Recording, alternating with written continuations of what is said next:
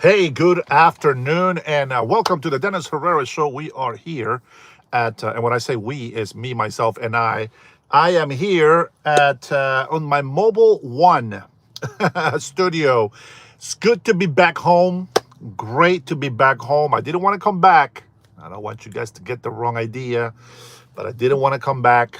I was very happy in Honduras. Very uneventful per se, but nonetheless, I had such a good time being in my home country. Well, yeah, there's a few reasons, but the first reason is I am able to prove to all the libtards that I'm not an illegal immigrant and that I respect the law. Yes, hey, how you doing, Samuel? Burning 47, the first one's in the house. Let me get my other phone locked in here because I got to be able to read you guys' comments. And I can't read comments unless I have the other phone. Oh, sorry about that.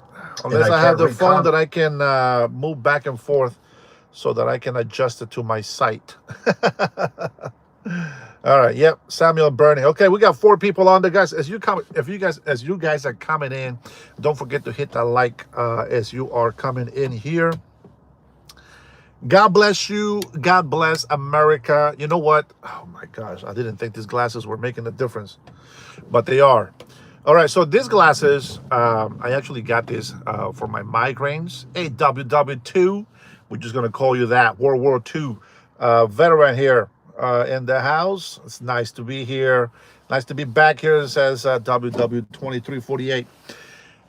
So these glasses, I got them for 2 reasons. One of them was for night driving, and then also for when I get my migraines. And what it does is it just cancels blue light. It really is what all it does. And so it makes the day brighter, and it gets rid of I don't know. There's a certain light that if I'm looking at the trees, the ones that have no leaves right now, right, because of the weather changing and stuff. Let me see if I can show you some up in the front. So you see those trees that have no leaves, right? Sometimes when you have leaves on those trees, it looks like there's a lot of reflection. So it takes away reflection, takes away the blue light, and everything looks nice and clear. And I'm able to read comments off my phone without, the polarizing on the lens. So, hey, Cray Miss, how are you? Welcome to America. Did you kiss the ground after you arrived? Not quite, but it's a weird feeling, Cray, because you already know I want to live down there in Honduras, and it's not because I don't love the United States of America. It's not that. It's just that's where I was born, and it becomes a little bit nostalgic when I think of the places where I come from. But then, being back over here, I just realized how much I really truly love being here in the United States of America. Mixed feelings for sure, for sure. Let's see, what else do we have in here? All right, I want to start off by saying thank you guys so much for sticking around with me. Thank you for giving my videos likes. Thank you for watching my shorts. Thank you for becoming members. I am very excited to be able to come back to the United States of America. News is a little bit, I don't want to say it's censored completely, but it is censored to a point because they don't show everything that we see here in the United States of America. So I was missing out somewhat. I know YouTube was giving me a lot of information that I have from my subscriptions, but other than that, it's, more news on what's happening over there in Honduras. My man. Hey, man, what's going on, baby? It's good to be back. Good to be back. Good to be back. Let's see. Yes, we do. Glad to have immigrants. Yes, but they got to be here legally. They got to do it the right way. I'm going to tell you something. It doesn't matter how many times we say things. The libtards are always going to be against us no matter what. But I can tell you this. Yesterday, when I was at the airport in Honduras, I kid you not. Now, I got a couple stories, first of all, to tell you about Honduras. Man, we got a comment for review already. Uncle Cracker, the libtards are those who think that are liberals, but they're just retards. Guys, dong, libtard says Roman. I don't know why that comment. Those comments should be okay to show. I don't understand. So I am at the airport right now. I got in, got my passport ready, and you know you have to go through the lines, right? The little tape things, and I kid you not.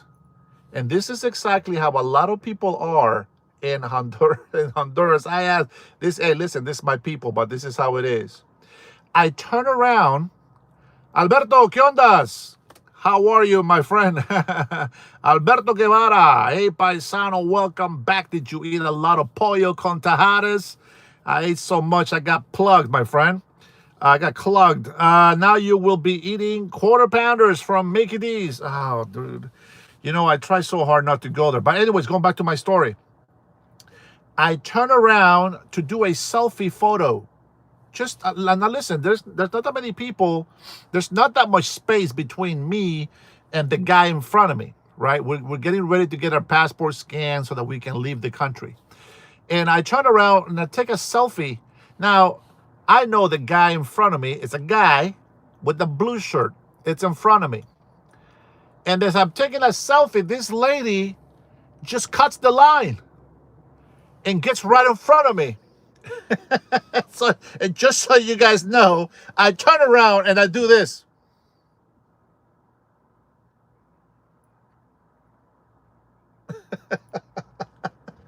Lady, are you serious? And so I'm staring at the back of her head. And then she turns around and she looks at me in the eyes like this.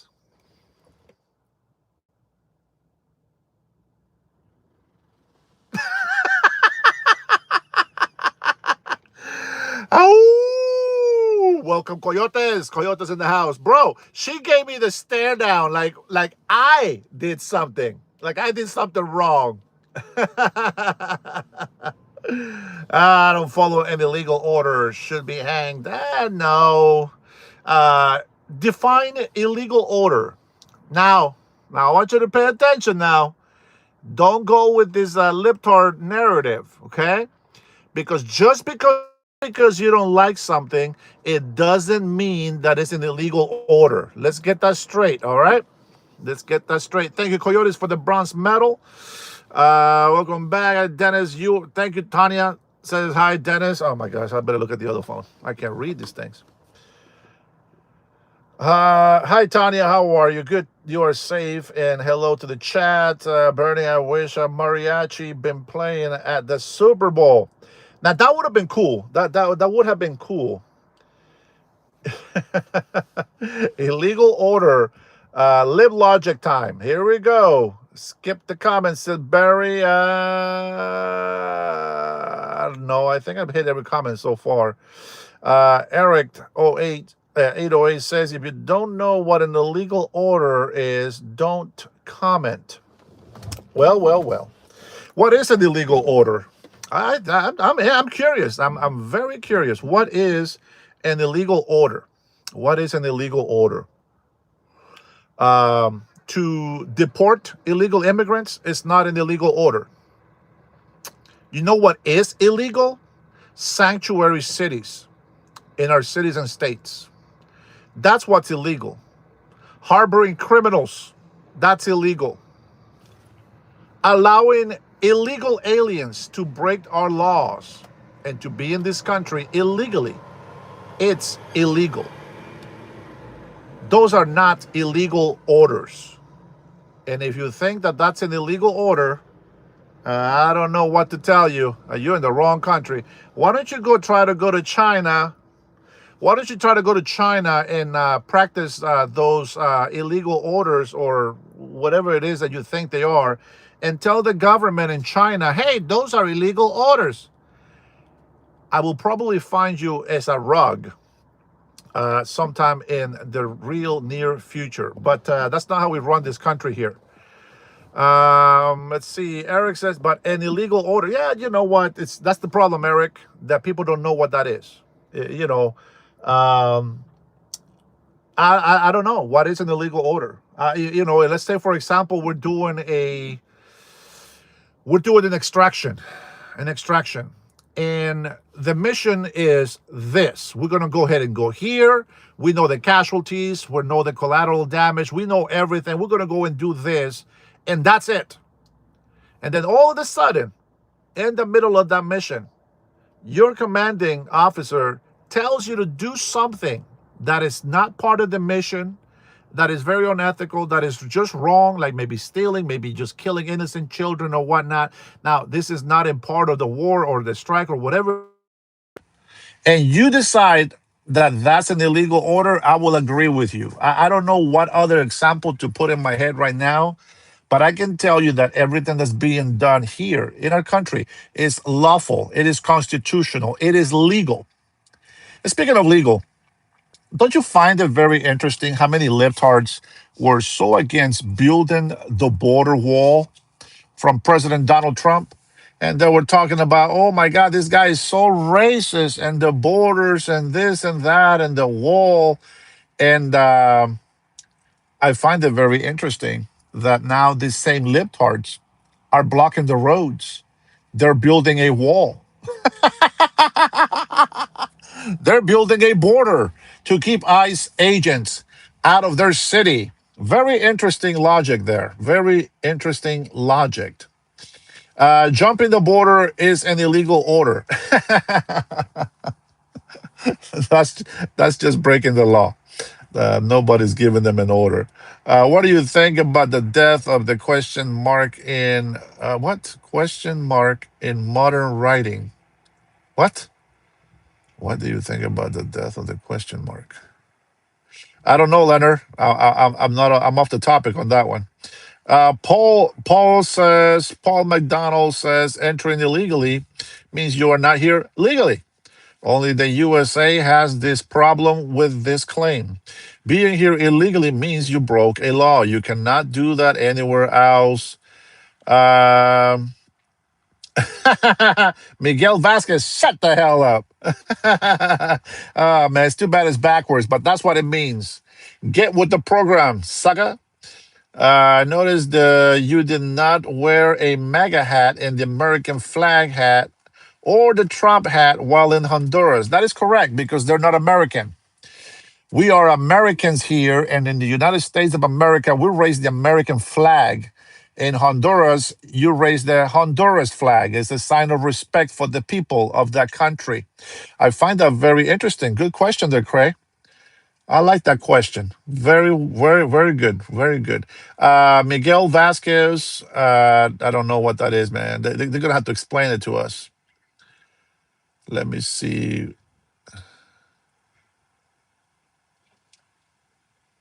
Huh. J Moneybag. How the hell is J Moneybag a member? Oh, that's right. You got the free month, the free membership month. Well, you know what? I'm not sure which. What are you talking about with those pedos there? Let's see. Jesus says they put a wall around the White House when they were in. Yeah, well, you know, fences are walls, my friends. And it is meant to keep people that are not supposed to be in the property out of the property, just like borders. Just like borders. I'm surprised you're having joined the ICE thugs. I support ICE 100%. 100%.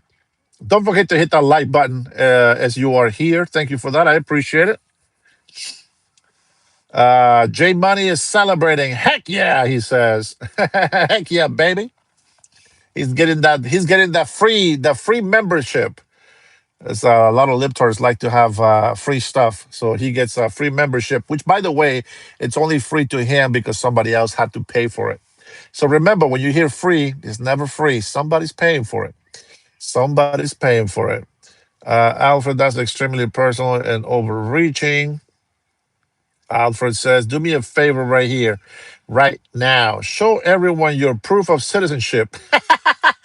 Hey, speaking of proof of citizenship, I probably won't say this word per word, but I put a. I think I made a short. Oh man, I'm getting a runny nose. No, no good. I need to take my vitamins.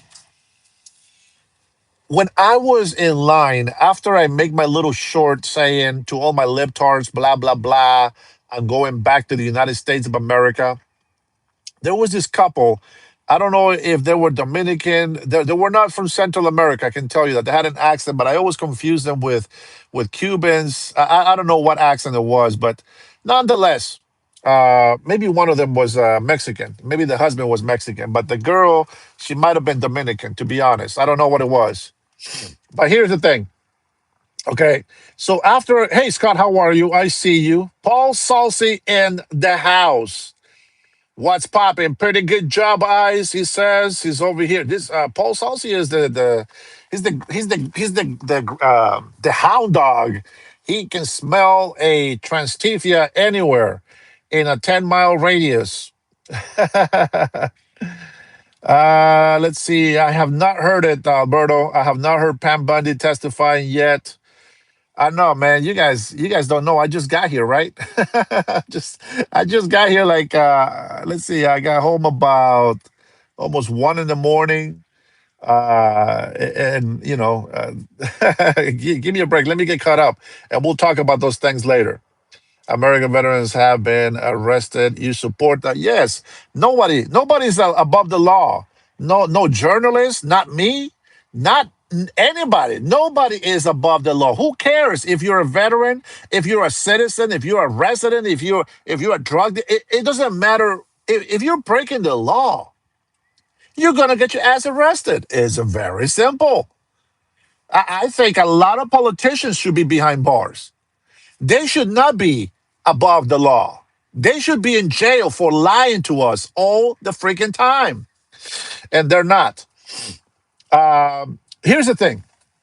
There was who's the Republican?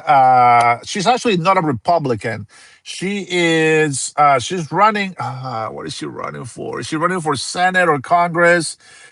She's a Democrat, but they're trying to get seats. And so she is running as a fake Republican. You guys know that? She's up from North Carolina. Let me tell you something. If you think that the Democratic Party still exists, you are very wrong. They do not exist. They're not. They don't exist. Let me tell you something. For them to openly lie to you, tell you that they're going to commit fraud, they're literally lying to your face, and they telling you, I am lying to you. I am going to pretend to be a Republican so that we can win more seats. Ah, these people make me sick. They make me sick. Hey, Tyler, how are you, brother? Good to see you. They make me sick. This is the reason why I can't have a debate or a conversation with a libtard that just comes into my chat and starts telling me how much they hate Trump. How about you start with some facts? Don't come in with your emotions. Come in with facts. For example, I don't think I really don't think that I talk with my emotions all the time. Do I get emotional? Sure, sure. Of course, I'm a human, but I don't give you facts because I'm emotional. No, I give you facts because that's just what it is. I don't know how else to say it. And it's not that I want to be conceited. I mean, I am arrogant to a certain point because I'm very confident, but I am not the negative arrogant. I'm not the bad arrogant. There's different types of arrogance if you didn't know that. If you didn't know, now you know. So anyway, Democrats lie to your face and you still trust them. I don't understand why, but you still do for some reason. I don't understand. This is why I have a lot of respect for Americans who put the party second and put the country first. I think that's very important. Okay. Did you say that you are the man of facts? That's right, wisdom. Try me. Yeah, Chris. Yeah, they all lie. Yeah, I get it. 34. You know what? Hey, unknown, bro. That's old shit, dude. Try something new, will you? Come on, come on. Seriously, come on.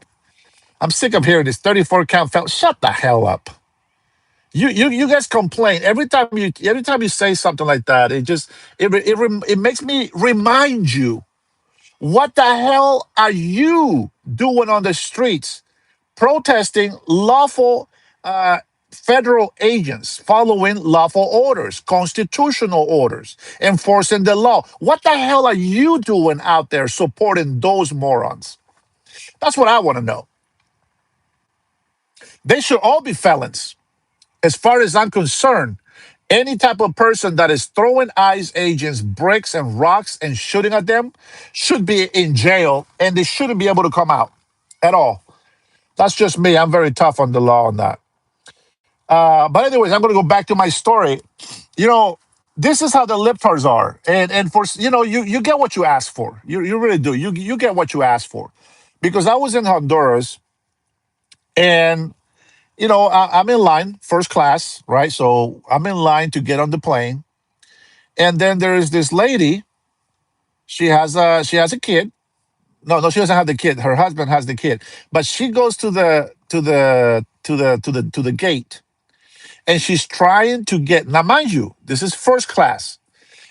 She's trying to get two seats together, okay, as if the plane with first class is full of first class seats. There's very limited sitting in first class, number one. And she goes over there and asks for two seats together. They said, I'm sorry, all the seats are taken. There's really nothing we can do, right? So she gets mad, and then she puts her bags in front of where we are supposed to walk in. And so she starts just cussing out a storm. And I say, you can cuss all you want, but can you get the hell out the way? Because we are trying to get on the plane. And her husband is in the back. And he said, why don't you people just mind your business and go around? And so they took the tape, they have those little ribbons, right? So they take the ribbon off, and we went on a different way. As I get inside the plane, I sit down on my seat. I always ask for the window because I love to look down when I'm at a very high altitude. And I love just being by the window. So I can hear her coming in with her husband, right? With the other people. And she is still bitching and cursing and doing all this stuff, right? Just complaining the whole time in there. And then the flight attendant leans over and he says, "Excuse me, sir, do you want to sit by the window?" And I said, "Yes, I want to sit by the window. That's why I paid extra money to sit in first class." And so he's like, "Nope, I understand. I understand. Hey, Dosito, how are you?" And so I hear him throwing a fit, and he's like, "Well, man, there's nothing we can do to help, and if nobody's going, f these people, f these mofos, right?" And she's just cussing everybody out in the first class, throwing a tantrum, throwing a fit. And if she would have had a different attitude, right? If she would have been, "Oh my gosh, does anybody want to trade a seat?" I would have felt bad and be like, "Hey, you know what? I want you and your husband and your kid, to sit together, right?" And that's not what happened. So, she just kept throwing a fit, and then the guy, the husband, he has the seat next to me. So he sits next to me, and he says, in a very entitled, non-respectful way, he starts dropping the f bomb. Now, you have to understand something. I can control myself a long time, and as much as I can, but I'm only human. And I'm gonna tell you something, man. I'm paying first class for my damn seat. It's not cheap. I want some peace. If a kid is crying, I get it. You know what? The parents are going to do whatever they can to calm the child down, right? That's okay. It happens. But the fact is that they said, "Oh, now everybody's gonna suffer because this kid is my son is not gonna is not gonna shut up. He's gonna be throwing a tantrum the whole time." And I'm just like, that's not the way you ask for things. And so the guy sits next to me. He says, blah blah blah, f this, and it's just like, mind your effing business. And I was like, bitch, you are in here trying to get one of us to give up the seat so that you and your wife can sit together with your baby. Who the hell are you cursing at? And I'm telling him this. I said, number one, you got to show some respect. And he says, F you. I don't give a shit what you say. And I said, well, I don't give a shit what you say. But you're not going to sit here on my side and start going off. I will put you out. And the flight attendant guy comes over and he says, "You know what, sir? You are right. You are right. They are the problem." And I said, "Well, my friend, listen. I appreciate you, doing your job and everything, but if that's the way that he's going to be behaving next to me, he's gonna be either get off the plane or he needs to chill." And so one of the guys on the back actually gave him the seat, right? And to me, it's like, you know, don't start none, won't be none, right? You just don't won't start anything. There won't be nothing. But the guy sits there. All of a sudden, I mean, this entitlement. This is how libtards are. They feel entitled. They don't understand. You got a freedom of speech, but you got to use that responsibly. How many times have we said that? And every single time that somebody says, "I'm using my freedom of speech," bitch, if you're over here yelling and cussing at me in my face, you might lose some teeth. I was going to give him a high five in the face. I was really going to lay this guy out. I kid you not. Like, when it was, this is why I don't like to go and protest. This is why I don't like to go and be confrontational with people in person. I don't have the patience. I got ADHD. I have, anxiety. I got some nervous problems. Listen, I'm not responsible for somebody else's stupidity. If they want to get knocked out, they can get knocked out.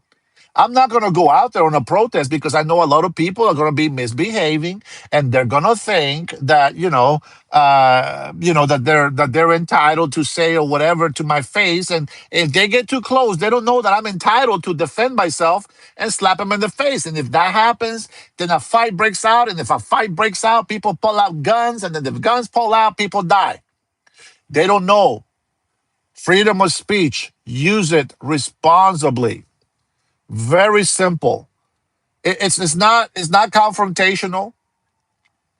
It's not that I am trying to be this. Oh, you think you're a tough guy? No, it's not about being a tough guy.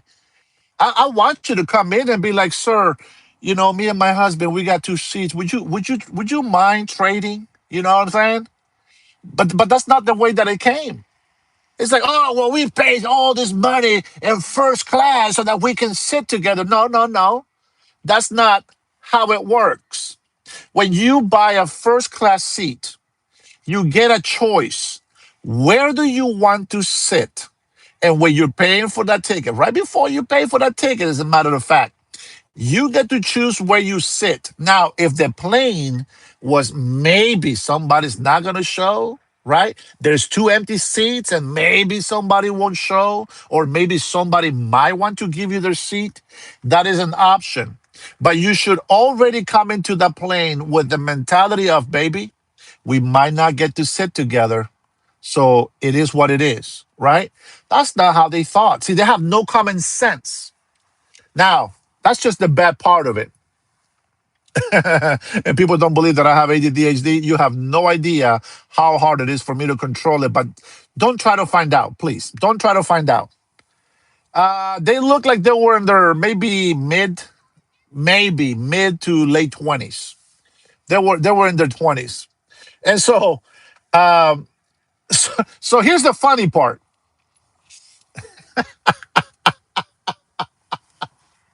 You're gonna have to forgive me for laughing. But here's the funny part. Okay, I'm in the very front of the first class seats. I'm the first guy to get out. I'm walking fast. I want to get to my gate. I want to sit down. I want to set up my phone because I wanted to go live in Miami. Okay. But the signal was so crappy at the airport, at least for live, it wasn't good. And and so I get ahead. I get so far ahead. I see nobody behind me. And then I was like, you know what? If I keep going, the bathrooms are going to be very busy. And there was a bathroom right there. So I went inside the bathroom, boom, came out, washed my hands. As I come out, the couple walks by the door and I come from behind and I'm walking like this right behind them, right? They are still talking about me. And the guy was saying that he was gonna break my teeth in. Now, I'm right behind him. Like, I kid you not. I'm like maybe 6 feet right behind him. And he's talking this crap. And she says, oh, no, no, that guy was an asshole, and I was only worried. I wasn't worried that you wouldn't beat him up. I was just worried that you were gonna get kicked off the plane and then we would have missed the plane. And I'm just walking. Now, guys, I know I'm only 6'1", but I'm walking behind them, and it's right before they have to turn to the non-citizen line. They find out that I am an American citizen going this way, and when the guy turns around, his eyes got big because there was nobody around, not even security guards, nothing. And I just look at him. They didn't say one beep. They both shut up and they kept walking. To me, I think that was the funniest thing that happened to us in that trip. And the fact that they weren't citizens, yeah, okay, well, I would like to think that citizens are better, but it's not. That's just people all over the place that behave that way. But yeah, that was one of the excitements on the flight. Oh, by the way, here is something interesting. Normally, when I come into the country, I got to show them my American passport, right? Well, this time I didn't even have to get my passport out. They do facial recognition, which tells me. And I was talking to Brian about this from the airport because they didn't use my passport. They scan my face, and apparently it shows up in their system. I thought that was pretty good. And I was telling Brian Reed, he's not in here, I don't think. Brian, are you in here? I don't think Brian is in here. Hey guys, thank you for the gifts. I appreciate you guys. Every little bit help. You guys know that. But I was talking to Brian about this, and I'm gonna have to roll these windows down because it's getting hot in this car. Give sec. I mean, my mobile one office. Oh yeah, there we go. Get some cool breeze. Cool wind in my hair. The last stop, La Colitas. Okay, never mind. Sorry about that. Getting some flashbacks here. But anyway, so I found that it was. Wait, am I getting too much air? I'm getting some wind in my ear here. Hold on. I don't want to mess up you guys' audio. It's good to be home. It's good to be home. So anyway, so I'm thinking, okay, so they have this scanning technology, and everybody that was going through, I kid you not, everybody going through was so. Does that say ice? Oh no, USIC. Uh oh. Don't tell the wifey I left my ring at home.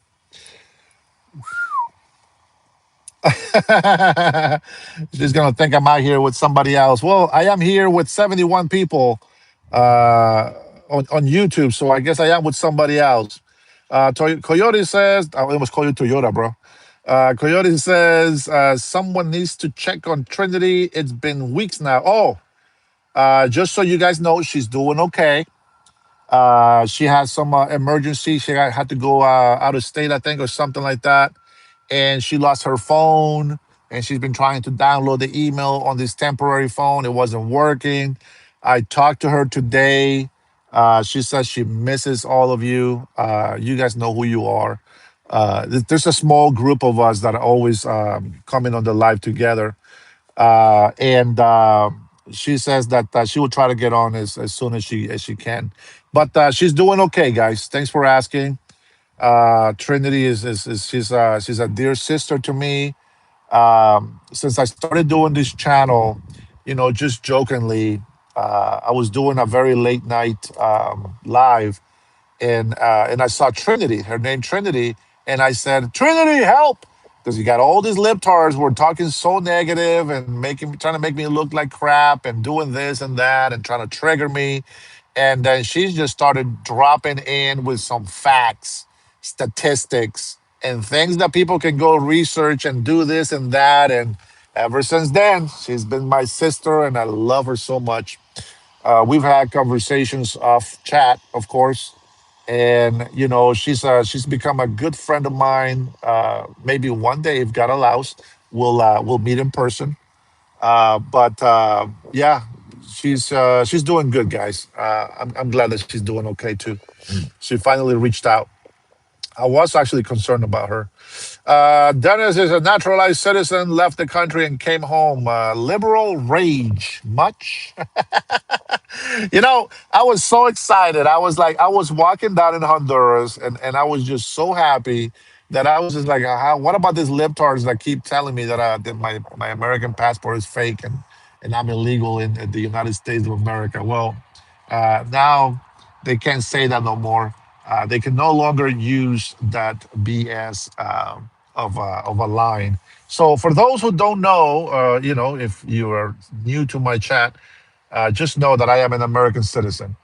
Now, here's something that I didn't know. Apparently, I have dual citizenship. I thought it was just American, but apparently, I have dual citizenship because when I went down there, they and I don't know if that's really what it means, but I went down there and I went to. You guys know that I was trying to get my Honduran ID. Well, you can only get this ID, right, from Honduras if you are a Honduran, which obviously I am. But I thought that it wouldn't count anymore. Man, so happy. This might not mean anything to you guys, but that means a lot to me. Because with this ID, I have the right. Listen to this. I have the right to open an account. Pizza guy, you have no dual citizenship. Shut the hell up. You were born in the United States of America. You might have a dual ethnicity, but that's it. Unless you went to India and became an Indian citizen, okay? That would be dual citizenship. Or I don't know, maybe you get it from your dad. I don't know, maybe. I don't know. I might be wrong on that part. I don't know how the other countries work. All right. So I'm so excited because, after almost 50 years, this is the first time that I have a Honduran ID, identification. And it meant a lot to me. It still means a lot to me, and it's fantastic. This will allow me to open up a bank account. Imagine that. Imagine how privileged I am. I get a Honduran ID, and now I can open a Honduran bank account. Isn't that crazy? My American ID, my passport, that doesn't matter. I couldn't open an account with that. I needed an ID from Honduras. I don't know why that is. I don't know how foreigners open bank accounts. I don't know how they do it. But that's what I was told. And, well, that's what I did. And so now we have a chance to, if God allows it, because we don't know how long we're going to live in this world. We're just temporary. We're just passing by. We're just passing through. And we don't know how long our life is. Some people don't even get born. Some people die young. Some people live a long, long life. We all we got our time limited. And so we got to do the best that we can to do the best that we can for everybody and ourselves, and try to be happy, and try to live a life of honesty, and something worth living with. And I don't know what the words are, to be honest. Right now they're escaping my mind, but yeah, I think it's fantastic. I know Pizza Guy will just he will come back to the United States so fat, like fat, like 400 pounds fat, because this guy loves food like I do. But I'm telling you, man, there is so much good food over there, and it's so horrible because it tastes so good that you overeat. I had to work. Yeah, we're well. You are a little bit taller than me, so we're on there. I think I weighed myself down there at 281. So yeah, that's the unfortunate truth. I know, man. You love food like I do, but I'm a little bit pickier. I'm a little bit more picky with the food. So that's why I got all fat. I think the most that I have weighed in my life has been 300 pounds, 299 pounds to be exact. And I have brought it down to 275. I was in Honduras. I weighed myself. I was 281, and yeah, we're gonna try to get that down a little bit more. Let's see. The Dennis, the food is pure heat. It poisons unless we grow it ourselves. Well, that's the thing. Like like if like a lot of things are they use green banana chips. I don't know what it is. You can't eat certain foods, otherwise you get constipated. You know, some people, of course, bacteria's right. Some people get diarrhea or things like that. Everybody's body is different, but the food is just amazing. It really is amazing. Let's see. Only way is 2 hour cardio plus 1 hour weightlifting each day. That, my friend, would work. If you can do that, fantastic. Just so you guys know, I am planning on buying these weights, and I think I told you guys this before. But I'm planning on buying these weights where you can just click and add or take weight off. I'm sure you guys know what I'm talking about. They've been around for ages, but I just haven't been having a hard time paying almost $400 for one of these. But I think I'm gonna do it, and maybe when I'm at home, in my home slash studio, I'm gonna be talking with you guys, and I'm gonna be working out at the same time. Who knows, doing some curls, some tricep work, and some shoulders, and you guys will actually get to see all of that. Oh man, no pain, no gain, they say. Let's see, Tanya. It is a sad situation. Hopefully, Kennedy can fix most of these problems. I guess we're not, Tanya, and that's the point. Unfortunately, what happened, guys? What the hell are you guys talking about? Let's see. I think you're talking about the food is not pure, right? Yep, I think that's what you guys are talking about. Mr. Mikey, how are you? Welcome to the chat. Uh, yeah, kind of. Um, I am thinking about doing that as well, but it has to be a diet that my wife can also do, because the way that it would work, and this is just me. You guys don't have to do it this way, right? And yes, guys, eventually we will get into this politics that I'm trying to get out today.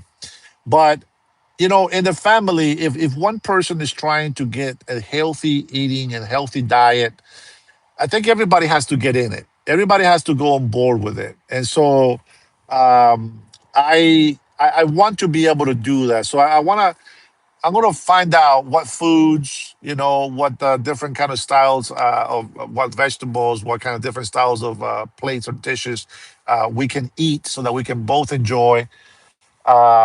I know some plates are more efficient or better for women than they are for men. But I got to find a way. I got to find a way to buy my food and buy her food.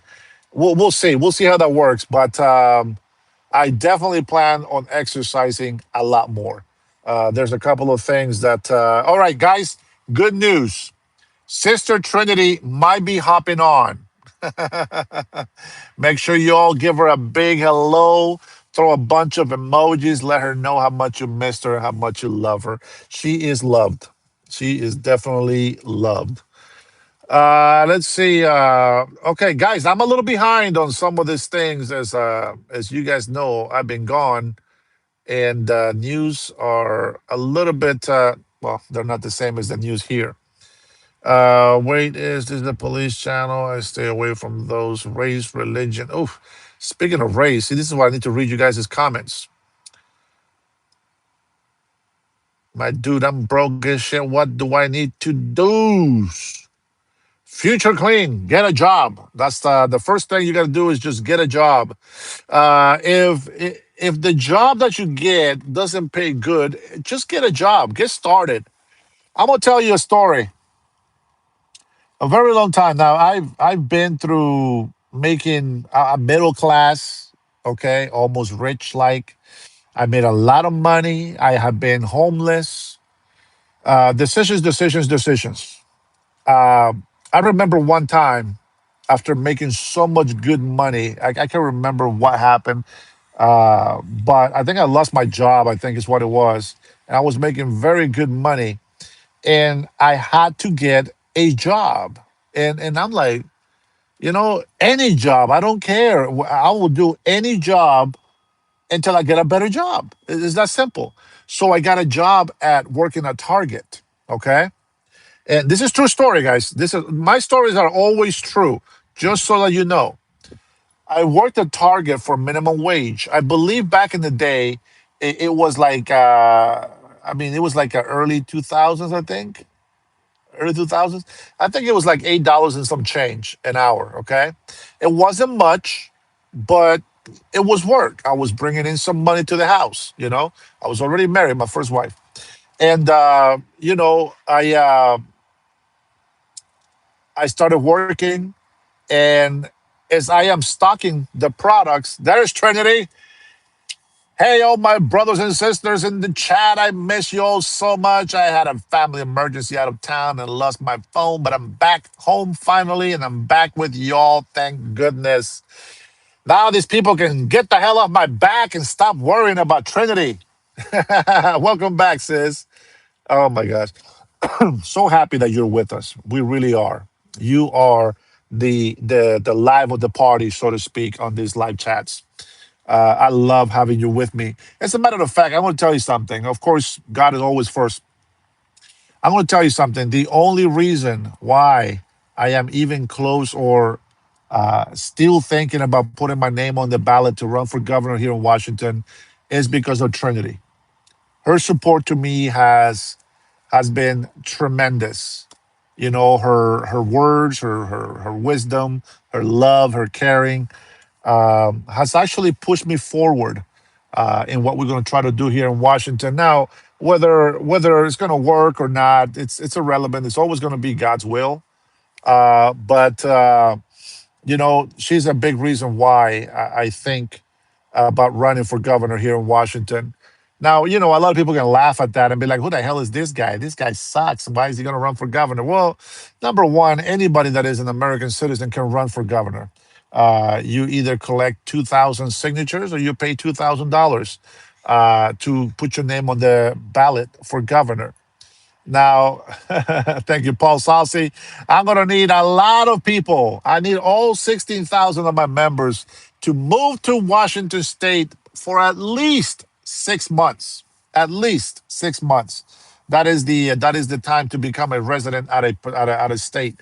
So you have to be at least 6 months here in Washington State so that you can register to vote and cast your votes. And I'm going to tell you something. A friend of mine, Rush Babe, you guys know her as. She's from Eastern Washington, which, by the way, I think I might go visit her next weekend. I'm going to see if she has time. I'm going to ask her if it's okay to come and visit because I am going to be heading that way. I'm going to be heading about 5.5 hours east of where I am because I'm going to have some relatives. My nephew's from Honduras. My nephew and his wife, they're coming over from Honduras next Tuesday. So I'm gonna pick them up, and I think I might be able to go to Eastern Washington.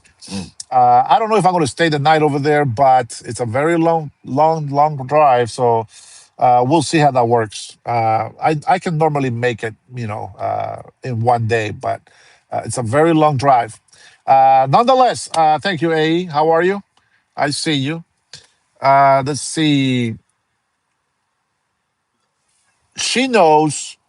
that here in Washington State, it says that the majority of the registered voters are Democrats. They say it's about 68% Democrats is what they say. Um, but here's the thing: it seems like every blue city and state, especially here in Washington State, they don't want us to look at the voter rolls. And you know, I was talking with Brian Reed yesterday. You guys already know Brian. And I was talking with him and I said, Democrats have been, I believe they have been stealing elections for a very long time. And the fact that they don't want us to look at the voter rolls tells me they're hiding something. Now here's the kicker. That's just, like the voting. Everybody knows about the voting. But here's the kicker. There is a lot of voting that goes on for taxes. Like for example, this is something that I voted no for. They wanted to do a tax on tabs. It's like for my car, it was like almost $670. My tabs are only $129 a year, and the price goes down every year. But because of this tax, which I don't know who the hell said yes to this tax, but apparently Democrats, they just love paying taxes. I'm gonna tell you something. I don't understand why these Democrats don't just pick up and go to Russia, go to China, go to North Korea. Why don't you go live over there? Go to Europe. We got rid of the British because of the damn taxes. That's not the only reason, but that's the main reason. If you want to give taxes to your king, get the hell out of this country and go there. But we don't want to be paying taxes on everything. Okay? There's a big problem with that. And so just imagine, why do I have to bear the burden of paying almost $700 because maybe somebody voted on it? No, no, no, no, no, no, no. I want to see the voter rolls myself. I want them audited all the time. There's Brian. I've been talking about you all morning, talking shit about Brian. And so it got me thinking, right? And I told Brian yesterday, it got me thinking, like, hey, listen, if they are committing fraud with voting in the elections, I wouldn't put it past them to be committing fraud on voting for taxes. They're voting for taxes. And we the people, no, we don't want those taxes. Look at the taxes that they're passing right now. The taxes that they're passing right now on businesses. Those taxes, we don't vote for. They are the ones implementing it on it. Look at the BS that happened in California right now in the Super Bowl. Brian was telling me about this. I don't get it. I don't even believe it. That's how bad it is. I don't even believe it. The irony is crazy. Give taxes to a king while Trump sues his own Dodge for $10 billion and steals taxpayers' money. You're wrong because he's not keeping that money. I don't think you libtards ever listen. Thank you for the super chat there, pizza guy. Let's see. Hi, fellow patriots. Yes, Brian, welcome back, Dennis. Thank you, Janice. Good to be back. I tell you that, man. I feel refreshed. I really do. And the reason why I was going to go, I'm going to sidetrack a little bit. The reason why I was going to go, there's a couple of reasons, okay? And one of them is already being fulfilled. There's a couple of reasons why I wanted to go to Honduras before May when I put my name on the ballot so that we can start our campaign, okay? The reason why is because I wanted to be refreshed. I wanted to go to Honduras. I want to go eat my food. I want to enjoy my culture. I want to look at black people, Asian people, Indians. I want to look at everybody in Honduras. And when I talk to them, they have the same accent that I do. And that makes me feel special. Here in America, I get a lot of lip turns. They make fun of my accent. They don't accept it. But I love Honduran's accent because that's my people where I was born. Okay. Now the second thing is, uh, I had a, I wanted to refresh my energies coming in here to the politics, right, to the campaign. But the other thing is that I felt at home. Okay, I think I probably mixed that up in there. Okay, the first thing is refreshing my energies for the big long haul that we're gonna have here very soon. Let's see. I'm Indian. All I hear is hate about Indian accents. Yeah, well, the kind of Indians that I'm talking about is the Indians that I am from. We're talk, you got you people like to call themselves natives, but we're Indians. I think people from India are Hindu. I think that's what it is. But a lot of people relate to Indians, so I get it. And you don't have an accent, so shut the hell up. You don't have an Indian accent. You actually speak very well, pizza guy. So shut up. Don't play the victim when you're not the victim. Maybe your parents do. Maybe your parents have that Indian accent. Maybe that's what you're talking about. Bill, how are you? Good to see you as well. I was wondering what happened to you. Yeah, I self-deported for a little bit. I self-deported to Honduras so I can recharge my willpower here, and I am very good. I'm good to go. I'm ready. Let's see. Keep the kid fuckers in charge. Ah, man, you are so wrong on that. Stop raising false testimony. All that stuff is just gonna come back on you. Now, I don't believe on these putting curses on people or anything, but I'm just gonna give you a piece of advice to everybody that listens to this video at some point in life. Try not to raise false testimony or accuse people in vain. Because let me tell you what's going to happen. Everything that you are saying and wishing that is not true on us, the president, and everybody who's trying to fight to make America better, all of those things that have punishment will come back to you, as we have seen in the last 8 years, 12 years now, 10 years, I guess, maybe 9 or 10 years. We have been seeing Democrats throwing all this bad stuff. They've been raising false testimony against President Trump. They got fake stories. They pay people. They have fake protesters. They got fake victims. They got racist people behind them calling the other side racist. And we know that these guys are the actual racists. They don't even know who the hell they think Nazis are, but the white people go out there protesting ICE agents, and they're talking to Hispanic descent ICE agents, Asian agents, black agents, and they're out there yelling at them, "You Nazi! You fascist!" and all this. Oh my God, the stupidity! It's so overwhelming. These are adults. These are adults that are out there acting like damn furry animals. These are adults that be putting all this clown makeup on. Listen, there is a place and a time for everything. Entertainment, I get it. I get it. But when you walk down the street looking like a damn clown, and you think that's okay and is normal, and nobody's going to think anything of it, you have a mental problem. You got a mental problem. And let me address something. I am against any Muslim that does not renounce the jihad or the Sharia law. I'm against any Muslim that cannot condemn the bad things that Muslims are doing. I am against any Muslim that does not respect our American laws.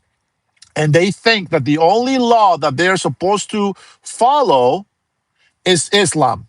If that is the case, they need to go back to their Muslim country, because this is not a Muslim country.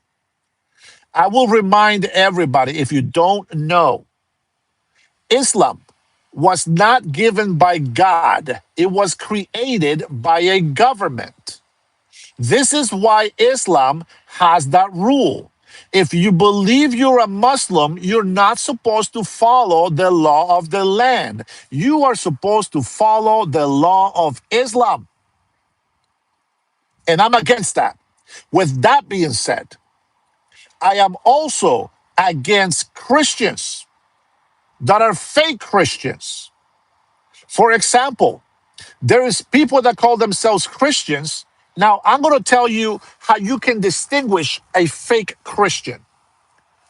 This is how you get to learn how to discern people that are fake Christians. Being a Christian means that you know the difference between wrong and right. Being a Christian means that you pray for God's will to be on earth as it is in heaven. Being a Christian means that you are weak, but you fight every day to be better. Being a Christian means that you make mistakes, serious mistakes, not you went on purpose and did something. No, you make mistakes. And then you realize and you try to change that.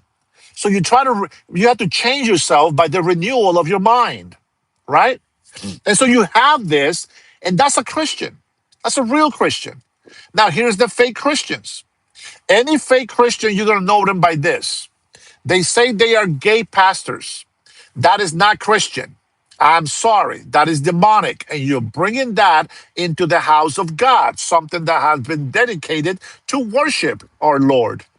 And instead, you practice sexual immorality in the church. That is not Christians. Now, is there any sinners in the church? Yes, probably every single one of them is a sinner, but they are all there to be renewed by their mind.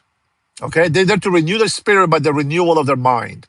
They are there to repent from their sins, to make a change in their lives. Okay, and then the other reason is this: you're gonna find out the other way that you can tell that they're fake Christians is they're always gonna say this. Now, this is what Muslims and other religious people say. You ready for this? Get this. You will know that they are not Christians because they always say this: my faith tells me that this is the way it is. No, wait a minute. Your faith? See, I don't use my faith as a will to control people or to do things in life. That's not what my faith is for. See, my faith is to trust in God Almighty that His will be done, not mine. Just because I say my faith, it doesn't mean that people should do what I say and live the way I live. No, you got your own life. You can say whatever you want, and so I want people to understand that. I want you got to know how to discern people, because as I told my brother, my brother is you've seen him on the little shorts from Seahawks. I support all that. That's fine. It's all fun and games, and it's fun and great. That's fine. I support all of those things. But I told him, when I was down there, and I said, it's not it's not our job to judge people for their sins, but it's also known that the Bible says that we are to judge righteously. And the Bible also says to exhort one another, to correct each other. That's what you're supposed to do. And the devil, he knows the scriptures. A lot of people will call themselves Christians and they will tell you, oh, why are you so mean? And why are you separating families? If you were a true Christian, Jesus would be illegal. No, he wouldn't. And I got scriptures to show you about it. Well, not scriptures, but I got the story to tell you. For those here, let's start with this. For those who believe that Jesus was an illegal immigrant, which is the devil's lie, that Jesus was an illegal immigrant, the stupidity of the example is not even worth mentioning, but I'm going to say it anyway. They think that Jesus would be deported and that he was illegal. Well, let me tell you what the Bible says. When Jesus went to a place, as a matter of fact, it was the city where he was born. It says that when he was in there was not much faith, and people rejected him. And you know what Jesus did? He turned away and left that town and went somewhere else. So a lot of the Christians who call themselves Christians here, they like to come here illegally. They like to overstay their visa. Well, let me tell you something. Don't blame God when punishment comes your way. Don't blame God when you've been lying all your life. Accept the consequences of your life. You know, there's people that have done nothing wrong, and yet everything bad happens in their life. And you know what they do? Because they're so righteous, they're such good souls, they belong to God. You know what they do? They have done no crime, they have respect every law, and all of a sudden, they lose their family. All of a sudden, tragedy strikes. And you know what they do? Father, thank you for your love and your mercy. They don't blame God. They ask, why did this happen? I don't understand. You can always ask God. You can always question things, but you are never to tell God that it's his fault. It's our fault. It's our sins. We are the ones that have made the problem our problem. You know, just like Job. Job was wealthy and he had a wife and the kids, and everything was taken away from him. And he was still faithful to God. And God blessed him even more than what he had before. For those who are fake Christians, you will know them by their fruits. They will be out there supporting transgender. They will be out there waving the LGBTQ flag. They will be out there supporting Muslims that tell them to their face that their job is to overtake the American and the Western countries. See, the job for Christians is not to go over there and whip people and hang people. And that's not the Christian. Our Christian job is to share love, share the gospel of Jesus Christ. And you say, well, Dennis, well, that makes you a hypocrite. And that makes you a fake Christian because you're out here and you're calling people names. So what? Is my name calling you going to send you to hell? You know my responsibility. Not my job to convince you. You can be however you want, but that's your choice. It's not God's choice. It's not my choice. It's your choice. We are here to live in this world, in the same world. And we can live here together and be neighbors and everything, but we don't have to do what each other does. We don't have to do that. You are responsible for your own life decisions. Now, you can call me fat. I'll call you fat. You can make fun of my teeth. I'll make fun of your teeth. You can say I'm going bald. So what? It is what it is. I am going bald. So what if I'm too fat? But you can still say it. It's not, I don't care. It's not a problem. Would it at some point hurt my feelings? Yeah, sure, maybe. Right? At some point it will. Right? Maybe my self-esteem might be down, right? But this is where you get to choose. You know, do you want to be evil with people, or do you want to be good with people? Like for example, I'm going to give you the biggest example. Pizza guy, just so you guys know, pizza guy calls himself a Christian. I'm not going to say he's not a Christian. That's between him and God. But if he starts supporting transgender, then I'm going to say he's not a Christian. If he starts supporting LGBTQ, I'm going to say he's not a Christian. Now, on the same token, people on the other side can say, hey, Dennis, well, you're a hypocrite. You're a hypocrite. And you can say to me that maybe I'm not a Christian. Well, hey, what I will ask is pray for me. That's what I would ask. I wouldn't be mad at you for telling me I'm a hypocrite or for saying that I'm not a Christian.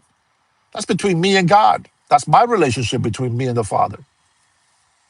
But sure, you can say whatever you want. And yes, I know, Rachel, calling names is child stuff. It is, kind of. It's not really child stuff, to be honest. You know why? Because the way that name calling happens is not because of children, it's because of adults. It's because adults teach children to say those things. Now, there's some words that I will allow my kids to say, especially as they get older, right? At a certain point, I won't be able to even control them. But if they respect me, they will not use those words in front of me. Okay? So it's not a child doesn't grow up to say, hey, asshole. They don't know. They don't know that. They don't use that language. Adults use that language. So I can be, I can say that, yeah, it is kind of a childish thing to call each other names. Sure. But it's actually adults that make up the bad words. Okay. Oh, Rachel says very true. Thank you. But I know what you mean. You're still not wrong. You're still not wrong. We all have a child inside of us. Okay. We all do. I know I do. And I am the happiest when that child comes out. Not when I get all angry up in here or whatever. But yeah, I call my brother a nerd turd, says Tanya. Yes, an adult saying those names. And then the children learn it. Shame on you, Tanya. Anyway, so I tell my children, my youngest is going to be 13 next month. So, PG-13 sort of language, right?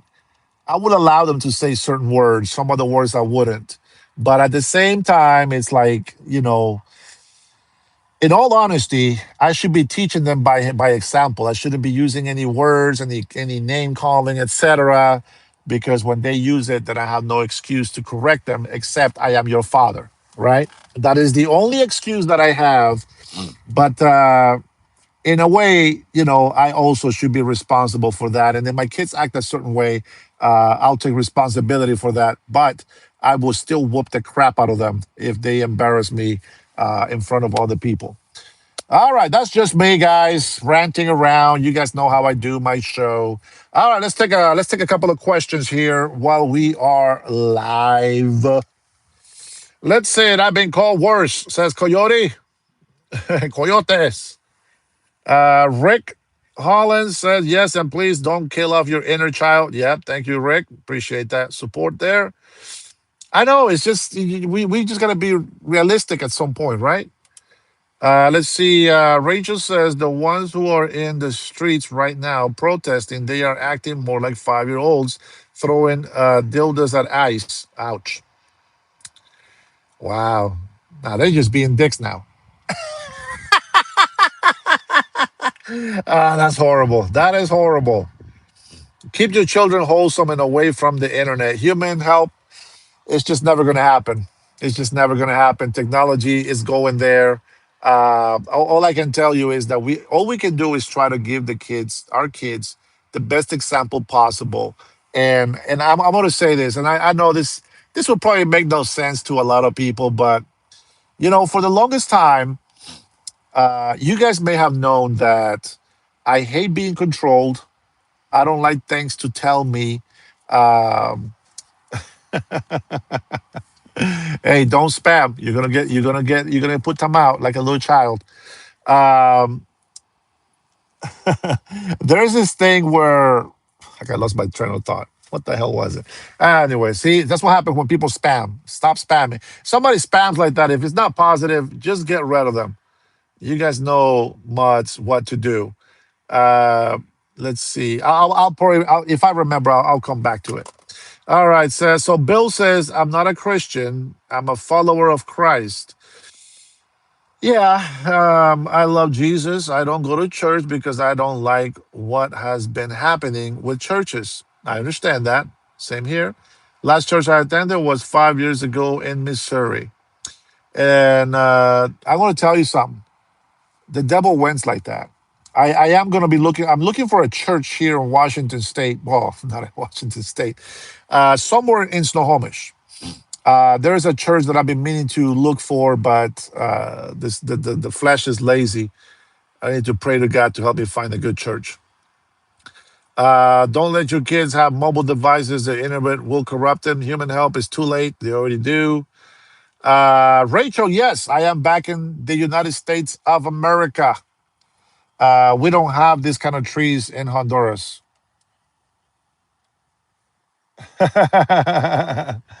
Only in America. Only in America. Yes, Washington State. Uh, Say you could shut the hell up.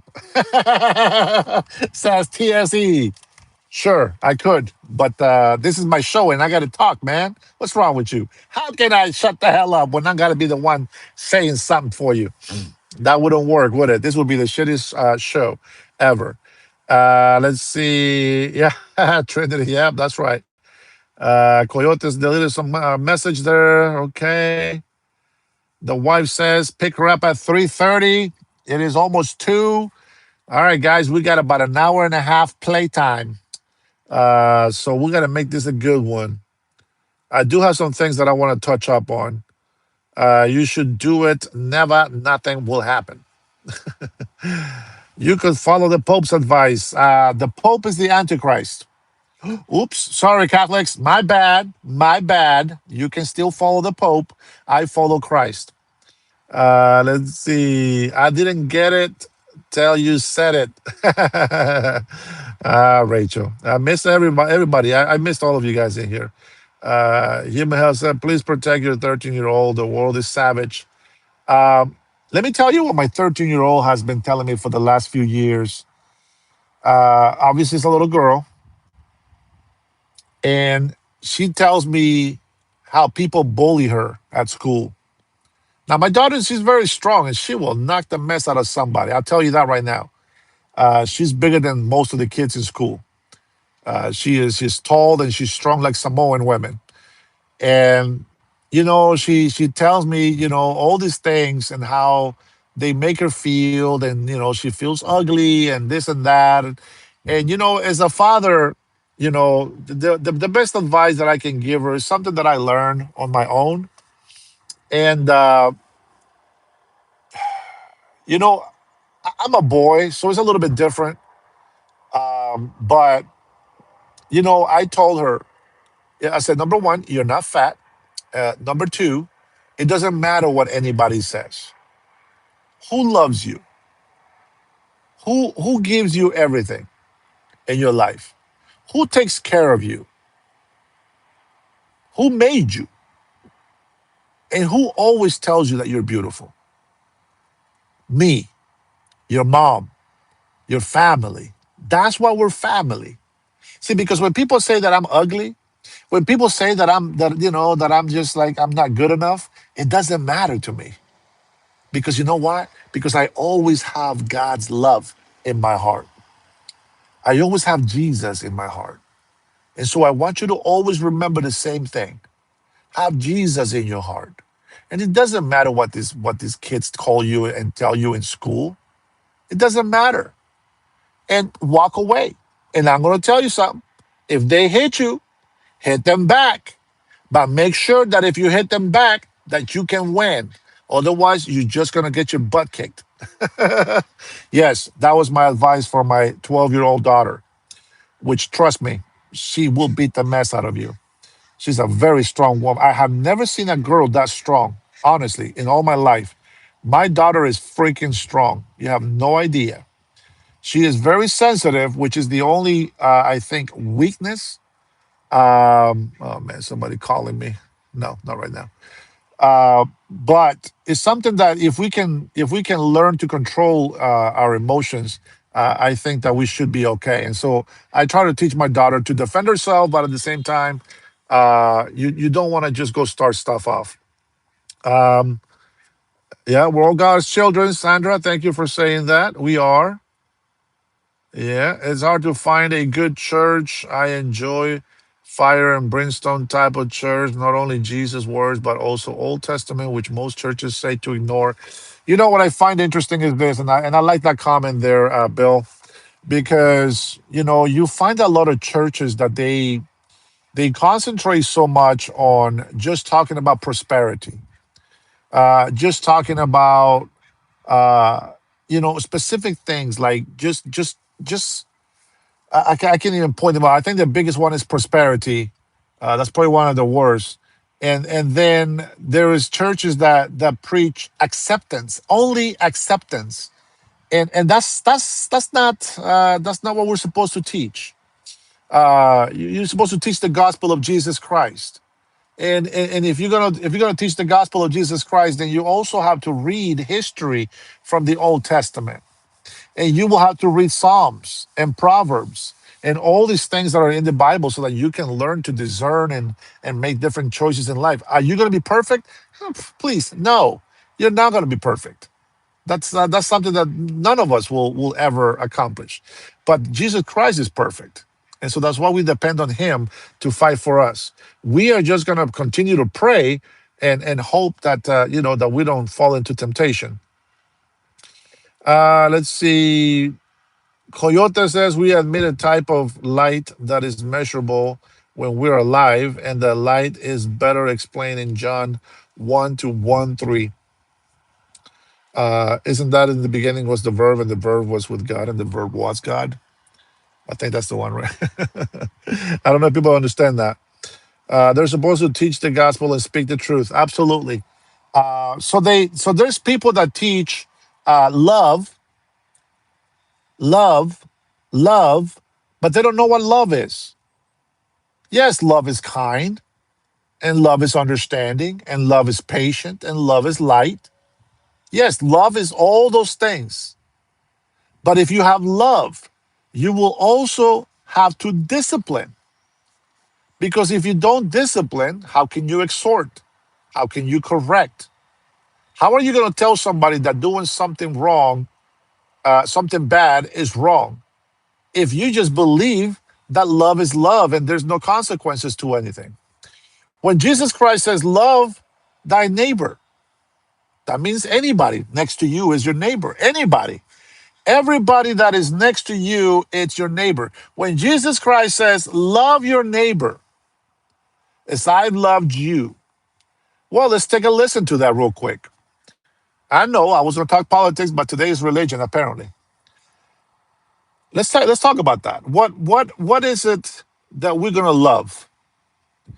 If you love somebody the way Jesus loved, what did Jesus do? Well, Jesus ate with everybody. He didn't discriminate. He loved everybody, no matter what. But what was the one thing that Jesus was always doing to every single person that he encountered? Too bad all the lip left me already. But I would really like to know. I would really like to know somebody to tell me, what did Jesus do every single time he encounters somebody? What happened when Jesus Christ encounters somebody? And it happened every single time. Every single time. Mind you, he loved everybody. 100% true. He was correcting them. Repent from your sins. Turn from your evil ways, from your wicked ways. He did all of that while still loving them. And then specifically because he loved them, he told them those things. He corrected them. You know what I was thinking about when Don Lemon went into the church, when he committed insurrection? The guy is so evil and retard that he recorded himself live, saying exactly everything that was going to happen and called them Nazis and racist white people. When they went into the church, one thing came coming up into my head. One thing. When Jesus came into the temple and he saw all the sinners gambling, making a market and mockery of the church and the place that is supposed to be the place of worship and, for God.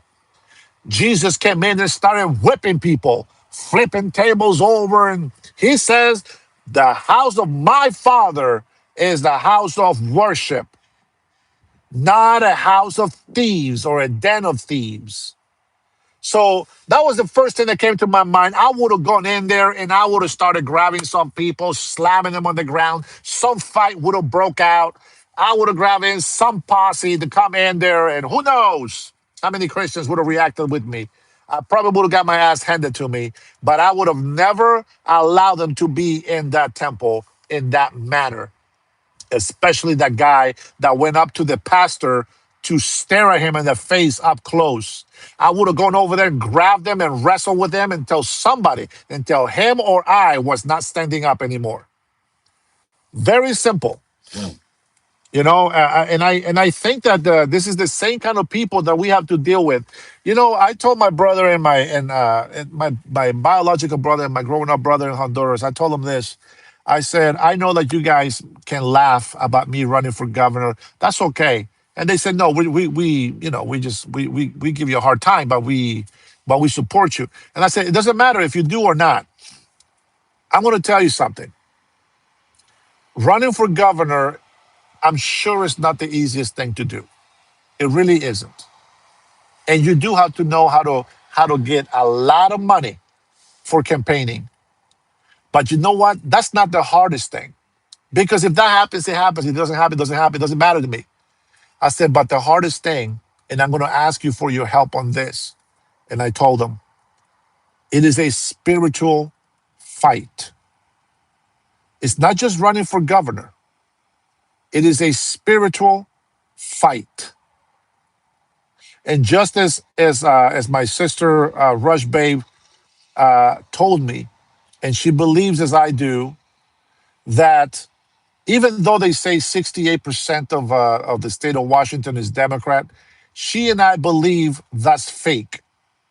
We believe that the Democrats have been in power here for a very long time because they have figured out how to cheat without getting caught. But President Donald Trump was put in office by God. By God. See, that's my fact, Goose. I got my faith in God, the Father, the God of Abraham, Isaac, and Jacob. That is who I have my faith in. And it is not my will that I will do, but it is God's will that will be done. It is not my faith that tells me what to do, but it is God whose will be done on this earth. It doesn't matter what I say. It's what he wants to say. So when he puts words in my mouth to give to the people, it will be the right words to give to the people. Right now, we're in a controversial show where we can argue, and I can tell you all my opinions and comments, and I could be wrong about some things, and you can correct me. But you're not going to sit there, break the law, and think that I'm going to agree with you breaking the law. Yeah, facts don't care about your feelings. 100%. 100%. Roger says, it's been 2,000 years. Jesus is not going to eat pulled pork. The real Messiah will not worship on Sundays either. Roger, well, let me just tell you that it was Jesus that told Peter and Paul to stop calling the things that he has made. What was the word? I can't think in English. Dirty, I guess that's the only word that I can think of, right? Like eating pork, right? But what did Jesus say? It's not what the Bible said. It's not what comes out of your mouth. I think what has to say? Oh my God, I'm twisting right now my language. If you thought my Spanish thoughts were bad before, it's horrible right now. And it's so much Spanish in my head. The point is this. I'm going to make it short because I can't find the words to put it together. But the point is this.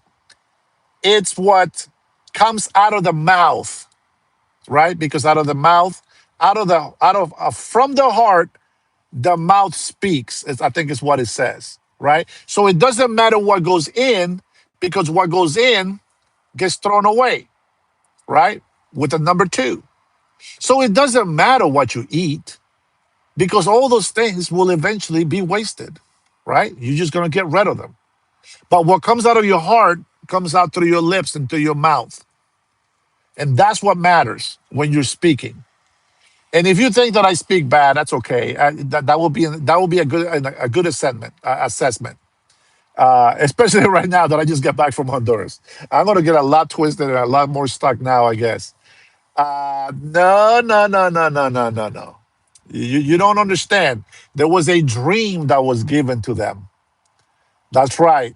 And that dream was also to be interpreted as in the Gentiles can also be a good thing. So I'm gonna tell you something. What did Jesus do on Sunday? Why the religious people, the Pharisees, all these rabbis and all these other people, what are you doing? It's Sunday. It's the Sabbath. You're supposed to be resting. Shut the hell up. Jesus was over there working, creating miracles, healing people. He was still doing the work of God. The religious get so caught up with stupidity and some nonsense.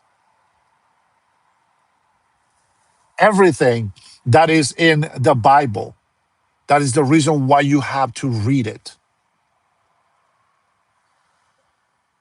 When he said, love thy neighbor as I have loved you, think about that. And people don't think about it. See, a lot of people that like to use the Bible to excuse themselves from for doing evil things unto others. Just so you guys know, I will go live later today as well, I believe. And we're going to watch some videos together. I do have a crime chef video that I want to show you. I started watching it, but I'm gonna play it together and watch it with you guys. And that, we can have fantasy, we can have science fiction, but not every mind can accept things as they are true. I'm gonna give you an example. When I was a little kid, I was about 5 years old. Superman came out in the movie theaters, and I thought it was a great movie. I love the fantasy. It's a small child. I was way above my age, to be honest. I've always been way above my age, and it's a good and a bad thing. Okay, but I watched Superman, and I saw him flying, and oh, it was so amazing, and this and that. But not once did cross my mind to jump off the roof thinking that I can fly. I heard a story. I don't know if it's true, but I heard that there was a kid that jumped off the Empire Building or one of these buildings in New York where you can actually jump off of it, right? They got rails, but people can climb them. And he thought he can fly like Superman. Well, he didn't. And so I think that minds will think different, and you can interpret them the way you want to. But in the end of the day, when Jesus comes back for us, whether you and I are still here on this earth, I pray that he still has mercy on us and takes us with him. Because even though I believe in God and I believe in Christ and the Holy Spirit, and I ask for forgiveness and I try to do my best not to sin, it is impossible not to sin. So we got to continue to try to fight every single day. And if people are going to judge me by my mouth, well, you might just lose yourself. So be careful with that. Now, should I be not cursing? Sure. I think it would attract a lot of people. But you know what? That's just my thought. If I curse, I think to me some curse words are not bad. Now, anything that has to do with the sexual stuff, I think maybe if I ever said stuff like that, it's bad. That's why I don't use the F word too much, right? But even then, sometimes it's just like the hardest word to say, and you want to say the worst things, and then you say those things. But we all have to be held accountable for what we do. Okay, and so you can judge me, I can judge you, we can judge each other. If it's righteously, by all means, bring it on. But if it's just because you want to be judging, as in you are better than me, you got another thing coming. All right, let me read some comments on here from you guys. Let's see. It's one God in three forms. That's the Holy Trinity. You still have the fear of God. Most people don't. That's right, Rick. I do have the fear of God. And I find it interesting that, because I have the fear of God, I believe in not doing evil. You know, whether people think that, oh, I'm being so rude. Well, being rude is not going to send you to hell. Maybe being rude will wake your ass up and make you make a different life for the better of you and your family. Tony, Mike, Mr. Mike says, Tony, amen. Jr. Wheezy. How can any of the words we use in English be curse words when none of them existed for long? It is the mind. It is the mind in which we do things. Like, for example, when we say gay, gay is supposed to mean happy, is a happy moment. But we have twisted that word into being homosexuals, right? That's what gay is for most people. I still think that gay is still just means happy, happy people. Shiny, happy people holding hands. Shiny, happy people holding hands. Okay, that's enough of that. But it's I just think that there's a lot of words. Like for example, you can say penis, which is okay, it's a biological word that we can say, or you can say dick, and all of a sudden, boom, that's a bad word. Poop, shit means the same thing. Would I condemn my children for using it in front of me? Yeah, I would tell them to watch their mouth, but I wouldn't condemn them for using it. Hell. Okay, hell is a bad thing. So shut the hell up. Shut that evil from being out. I mean, you can say and whatever you want, but if the word means the same thing, then what's the point of censoring it, right? It doesn't matter if you're I'm not even going to go into other words, but you get the point, right? You get the point. So that's what that means. Let me see what else you got. Roger. Roger says there's only one covenant, not two. The Ark of the Covenant, only one. When Jesus came, he came to fulfill the law. Remember that. He is the new covenant. There is two covenants, my friend. There's a lot of covenants between men and God. I don't think you remember what the covenants are. But one of the covenants was the one that God made with Noah, right? He's not going to punish earth in the same manner as he did in the Noah's time. And he gave us a rainbow as a symbol of that pact or covenant. Let's see. What else we got? God knows our hearts. That's right, Tanya. God knows our hearts. We aren't Jewish. Easter is the celebration of the resurrection of Christ, our Savior, not pagan. Yeah, and that's the way I celebrate it. Do I have a problem with people doing Easter egg hunt? No, I don't.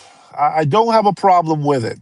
I don't have a problem with it because as long as you're teaching the true meaning of Easter, okay, to your kids, and it's about the Passover, right? It is about the resurrection of Christ. That's why we celebrate Easter Sunday. You can still allow the kids to have fun. We're not Jew. We're not Jews. We are pagans. We have pagan tendencies. So I'm not going to judge people for celebrating Easter with eggs and bunnies and chocolate. You can do all that one. What do you mean it's not false? Am I misunderstanding the word covenant? Covenant, that just means a promise, right? In between a deal, in between us and God. That's what I think. Uh, no, Jesus was a Jew. He was a Jew. We're not Jews. Jesus was a Jew. Uh, uh, Dude, they dye their eggs in blood. Yeah, but we don't do that. See, you can say all that stuff that you want. Like um, for example, here, and this is something that some churches trended. Okay, and I don't agree with all of them. Don't get me wrong. I don't agree with all of them. Like for example, when we are in the world, we go to concerts, right? The light shows, oh, the special sound effects, and all of this stuff. Entertainment. We're pagans. That's what we do. Entertainment. Whoa, man. And we're gonna rock the house and da da da. You got the rock and this and that, and you're like, oh my God, well, the youth. The youth gets attracted by all of this, but it's the words, the lyrics, and the music that's bad. And so, we got to do something to win this generation. And what does the church do? They take all the heavy metal music, they take all the lights, and they attract the youth into church with those same things that the world does to conquer the people in the world. And I disagree with it. Let me tell you why I disagree with it. There's just one reason.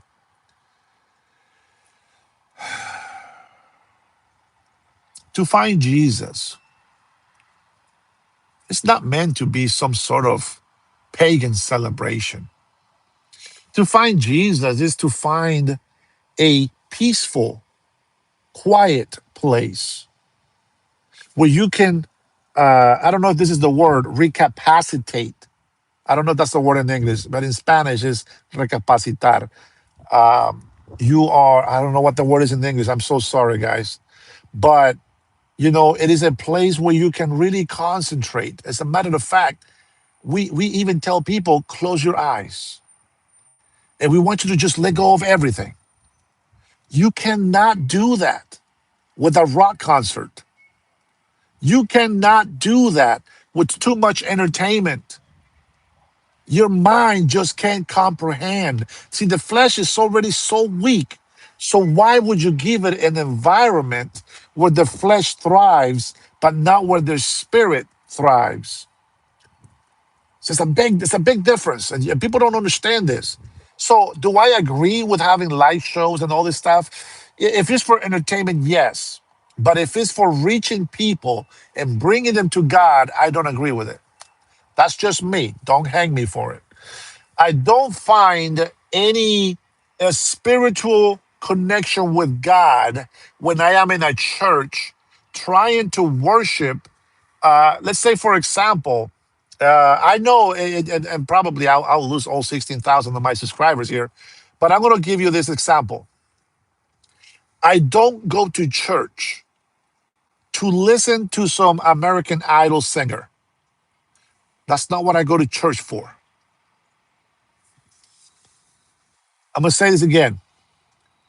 I don't go to church to listen to some American Idol singing in church. These Christian worshipers that do this,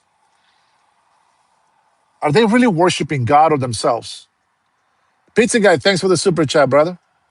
Hey, I really like your conversation about religion. It's very interesting in helping me drive.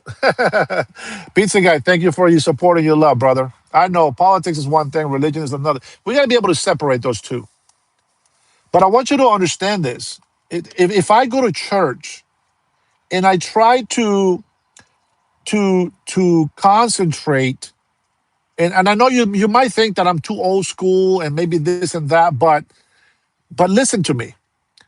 I don't go to church to look at a mamacita with some bikinis and some tight pants where you can see the thong, in their pants. I don't need a sister where the boobs are hanging out in church. I don't. Temptation in the world is everywhere. When you go to church, cover yourself. Don't wear these tight pants that are just they're a temptation to man. I don't care what pastor or what person told you that when I look at a woman with a nice little curve and the big bump in the back and the front, that they don't think anything. Of course, there's plenty of things to think of. I have more time in Seattle. I can come by your family's restaurant. I don't have a family restaurant here, pizza guy. I'll tell you what. I'll text you after we get done. Okay. I'll give you. I'll probably give you a call after we get done with the live, and then we can think something. Oh, you know what we can do, pizza. Well, I'll talk to you later, brother. Don't worry. I'll talk to you later. Text me later. Remind me. Okay. There's a Hispanic restaurant that we can go check out, and they have some of the Central American food that I had in Honduras. We'll put them to the test and see how they taste. Okay, and then I can tell you this is closer to the food in Honduras. But getting back to the church, I I don't judge people that are new. I don't judge people that go to church, dress in a certain way because they don't know any better. But once you know, you should feel guilty about showing your boobs in church. You are being an obstacle to somebody else's growth, spiritually. And so, lighting shows, the way that people behave and the people act. There's so many things that I can go and judge on. Like, for example, Pentecostals. Pentecostals, they're too emotional.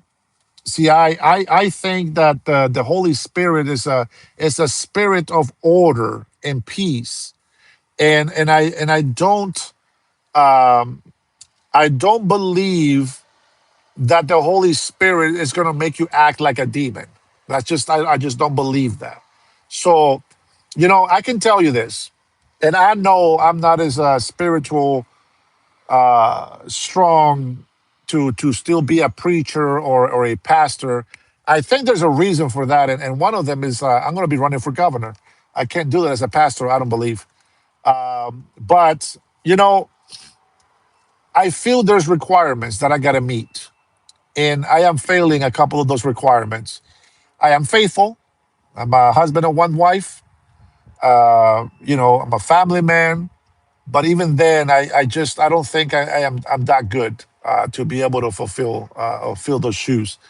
But I'm going to tell you this. But when I was a pastor, I used to go and preach at different churches. I will go and preach at Baptist churches, Pentecostal churches, apostolic, prophetic churches. And I'm going to tell you, every single one of those churches has some people that truly are believing in the true God, and others just believe and follow men traditions. Like, for example, in Pentecostals and apostolic prophetic churches, they both want to dance and act like crazy. Dancing, I'm okay with. Acting like crazy, not okay with. Prophetics, they want to be able to say prophecies, and they will quote a scripture in the Bible, and they will call that their prophecy. I think that's wrong. There's no more prophets. Today, I don't think we have prophets this day. So if you go to a school of prophets, you have been lied to. You don't go to a school to get a gift. A gift is given to you. Even if God shows me the future for something, even I wouldn't call myself a prophet. Just I don't know. It just doesn't work that way to me. Okay. But listen, if people are being somewhat better, right? They're making some better changes and decisions in their life. Then by all means, continue to do what you're doing. But if you're being led astray, what I recommend everybody to do is just, if you're going to be religious, you want to call yourself a Christian, read your Bible, but read it all the way through. Don't just read a scripture here and there. Do you want scriptures to encourage you to live a happier life every day? Sure. Do you want to have scriptures that will encourage you to reach prosperity? Sure. But don't let that be your life. Don't let that determine that you are a Christian, because then you're missing it. Then you don't really know what it is to be a Christian. Like, for example, I say that I'm not a Christian, but by the definition that I believe in God and Christ, that makes me a Christian. But I don't say that I do say it, but how can I say it without saying it? I just feel like one way or another, I'm just not worthy. I'm just not. I'm not worthy at all. And the only reason why we will be saved is because of the grace and mercy of our Lord Jesus Christ. And so I hope that one day I can make it, but I can never tell you, I'm going to heaven. Where are you going? It just doesn't work that way. I'm just not going to be that guy. Okay. So if you guys if you want to be religious in, helping the widows, helping the poor. If there's any advice that I can give to anybody, follower of Christ, I get it, Bill, but I don't know, man. when I was a pastor, I always told people, just call me Dennis. Just call me Dennis. You know, and of course, other pastors will call me pastor, but I always say, just call me Dennis. You know, here's the thing: titles are only meant to show somebody the responsibility position. Okay, so if I was meeting with pastors, of course we call each other pastor. But whenever I met with somebody asking for prayer and they called me pastor, just call me, you're my brother, you're my sister. Call me Dennis. It's okay. Call me Dennis. Jesus Christ is our pastor, right? So we always grab that title as pastor as just a title to, to show the type of responsibility that we had. But when it came to a spiritual life, for me, it's always been Jesus Christ is the only pastor. God the Father is the only Father, right? So when we hear in the Word of Bible, don't call anyone father because father is only one. It's not really saying you can call your dad a father. Of course, he's a father. But what he's saying is don't confuse the father on earth and then the father that created all of earth. There's a big difference. And you will notice that a lot of people like Nicki Minaj, I am so ashamed that it's the one thing I don't like about President Trump. I am so ashamed that all these Christians are supporting Nicki Minaj. Now, I'm not saying don't support her, and I'm going to tell you why. But they're supporting Nicki Minaj and like, oh my gosh, she defended Christians. Have you heard her music? There's nothing Christian about it.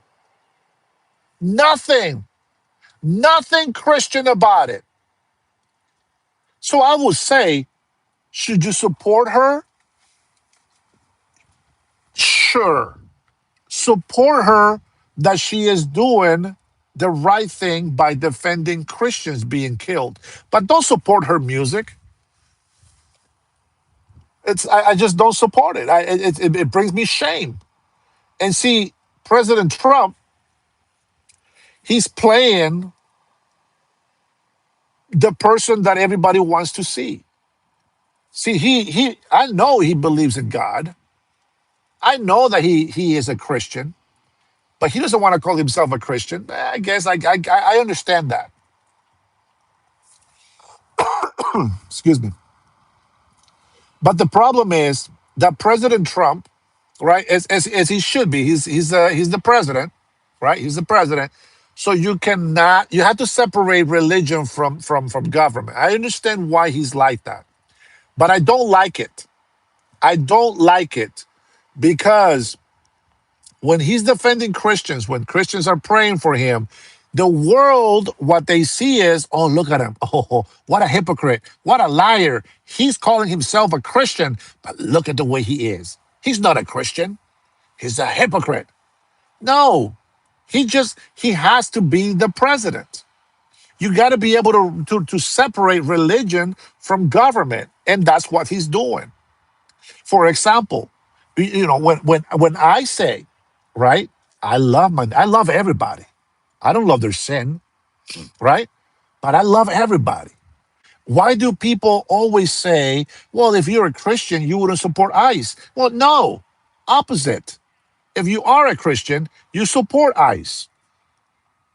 Because see, you're misunderstanding the word of God. Man, I didn't know that this was going to be a religious. I did not know that this was going to be some preaching. Let me tell you something. It's deep. It's deep, man.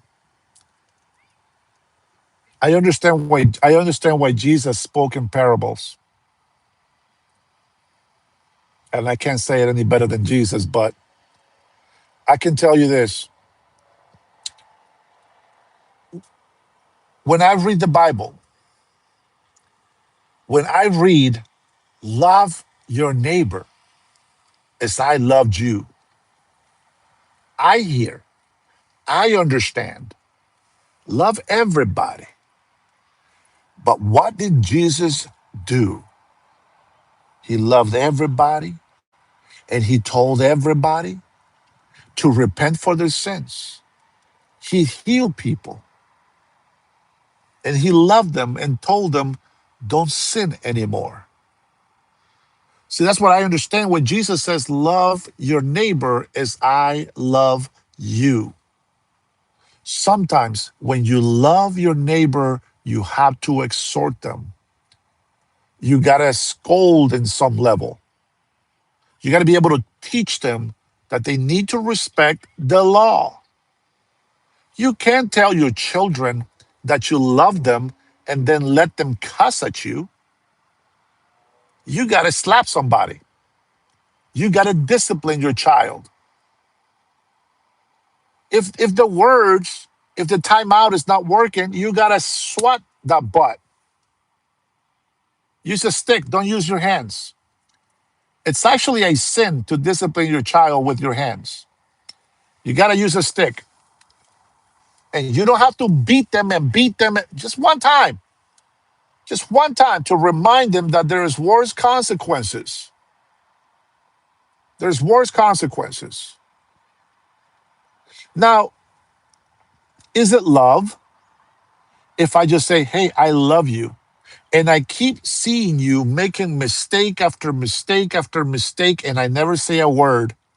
I always tell you, I love you. Keep doing what you're doing. And the definition of insanity is what? Right? The definition of insanity is what? So if you love somebody, wouldn't you tell them that they're wrong? Wouldn't you tell them to change something? See, in the same way, I can tell you that when I say, and this is for every religious people, whether you're a Christian or not, is irrelevant. If you really, really believe that you are a very spiritual and religious person, man, you got to tell them the truth. You got to be able to tell them the truth. Let's see. Truth teller says you're committing shirk. Allah is but one. I don't know what you're trying to say there. If you're trying to tell me that Allah is God, he's not. God is defined by himself, not by man. God is love itself crying. But if you don't understand what love is, you don't know what God is. You don't know who God is if you don't know what love is.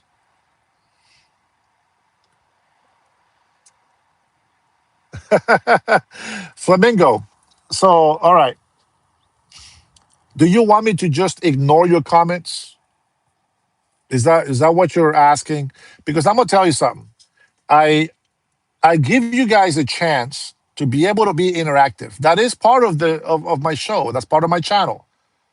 I can go ahead and sit here and talk to you for hours without acknowledging any of you. But I'm trying to acknowledge some of your comments because some of your comments tells me that you're not understanding what I'm saying. So I have to try to change the way that I'm telling you something. Now, if you don't appreciate that, man, I feel sorry for you. But don't try to come over here and be a troll, okay? Don't be a troll. Nobody likes a troll.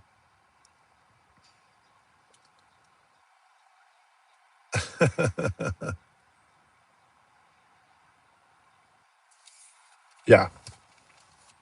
Bye, Corey. So okay. So if we I support ICE. I support ICE 100%. Why? Because they are only doing their job. They're doing what the law says to do. Not everybody is caught up to enforce the law. Okay? There is people that are emotionally compromised. You see these hippies on the street still. There's no borders. Nobody's illegal on stolen land.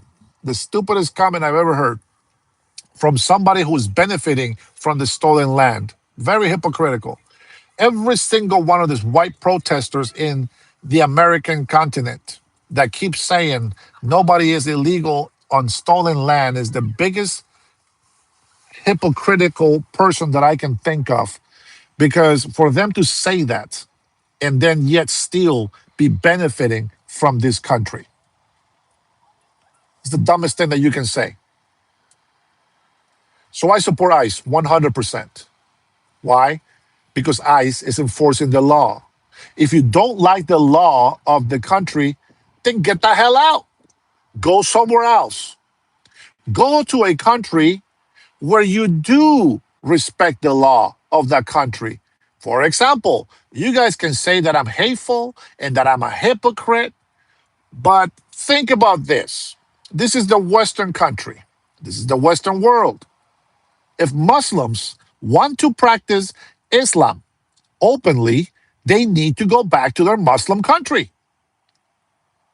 If you want to be in the United States of America, and we're going to talk about Bad Bunny right now.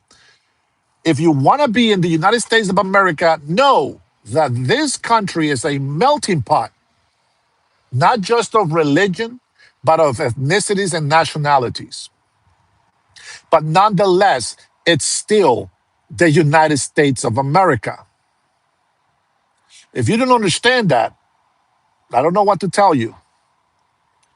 But what I can tell you is if you don't like this country and you're an immigrant, then get the hell out and go back to where you came from. If you are in this country and you were born here and this is what you know, stop being ungrateful and entitled and start living like you are a patriot, like you are a person worthy of being in this great country of the United States of America.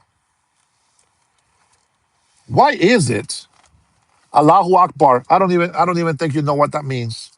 You think it's just some religion word that you say like hallelujah. You don't even know what the hell that means, truth teller. You are so lost if you're saying Allahu Akbar. You probably don't even know how to say it right. If if President Trump says that he accepts a Muslim, a Christian, a whatever, Buddhist, whatever. I mean, Genghis Khan did the same thing, except he was actually there raping and doing all this other stuff as well. But President Trump is not doing that. But he does respect the religion. But you have to understand something. There's one thing that rules this country, and that is the law of the land. See, Christianity rules don't rule the country. It is merely a compass, a moral compass that we can follow. But the Christian law of the Old Testament, where it says that you will stone an adulterer, we don't follow that law. When there's religious rules from the Old Testament that we will punish people to death, we don't follow those rules. For those are just rules that are meant for the religious people of those times, or the Jews, or whoever those people were then. We follow the law of the land because it's meant to make sure that everybody respects everybody else. How else do you write a constitution and give people their rights and freedoms? If not to have some sort of balance, some sort of order. Speed limits were not set until people started breaking the law, until people started speeding. Cutting edge, thanks for the super, bro. That means God is great, but they use it more for terror and declare religious war. Yeah, I know, bro. That's what I say. He doesn't know what the hell he's saying. He doesn't understand what he's saying. I know what Allah Akbar means, but these guys don't know what they're saying. They just copy somebody else because they think it sounds cool. Kebrab says Christ has fulfilled the law. We are under grace. Amen. We are under grace, but we still live under the law of the land, and we got to respect that. Even Paul wrote, obey the laws of your government because they were put in place by God. Joshua, finally, somebody knows. Somebody knows. Um, it's Aloha Snack Bar, says Joshua. And that is true. That is true. And this is what I say that, it's, Islam is just a political movement. Islam was created by a government because they saw how many people converted to Christianity. You don't believe me? That's okay. I can tell you that Islam was not created about 600 years after Christ.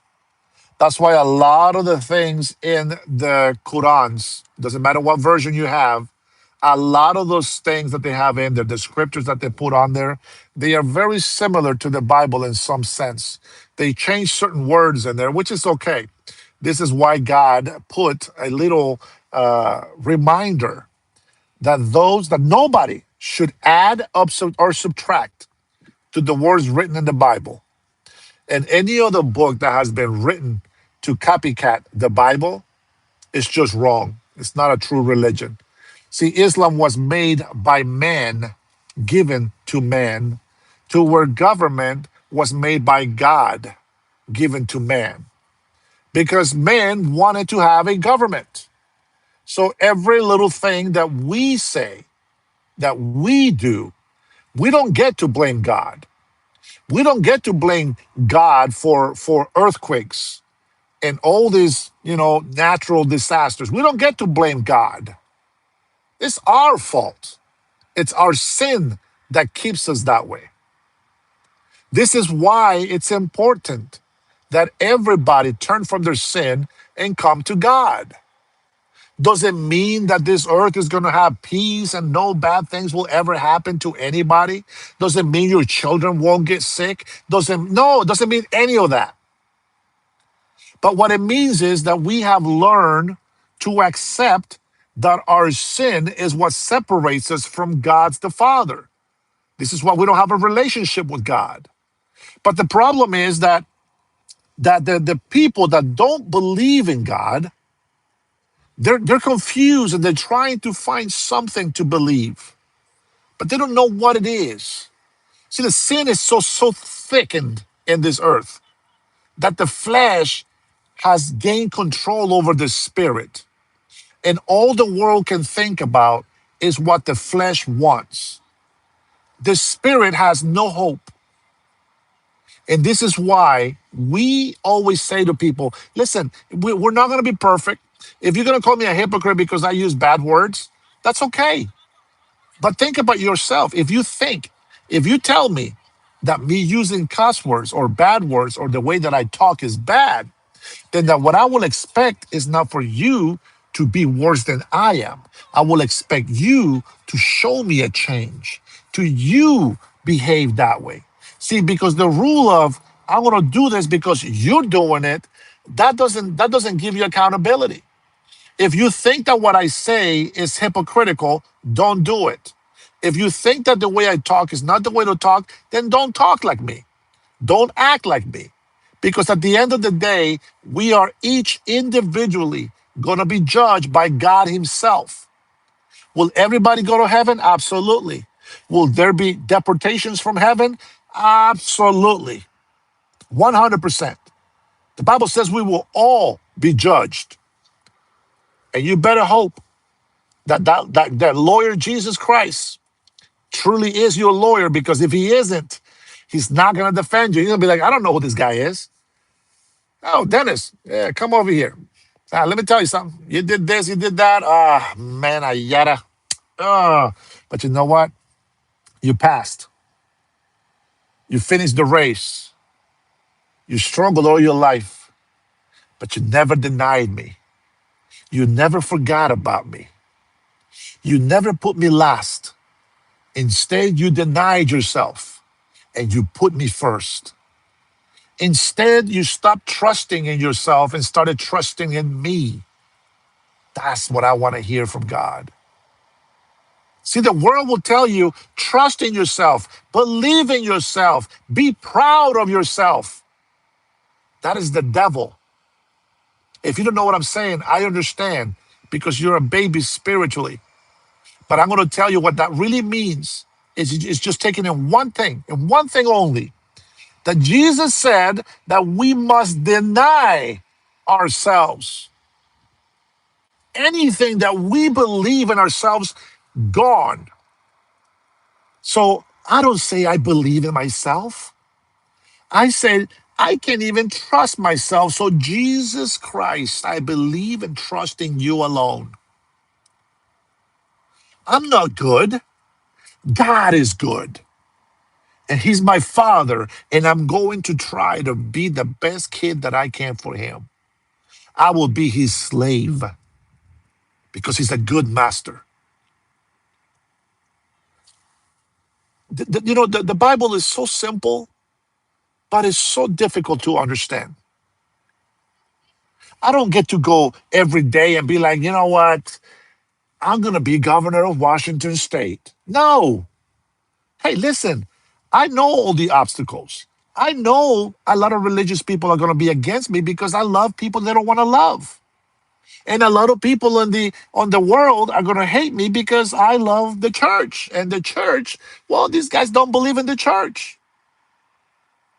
But blessed are you who are persecuted for my sake, says Jesus Christ.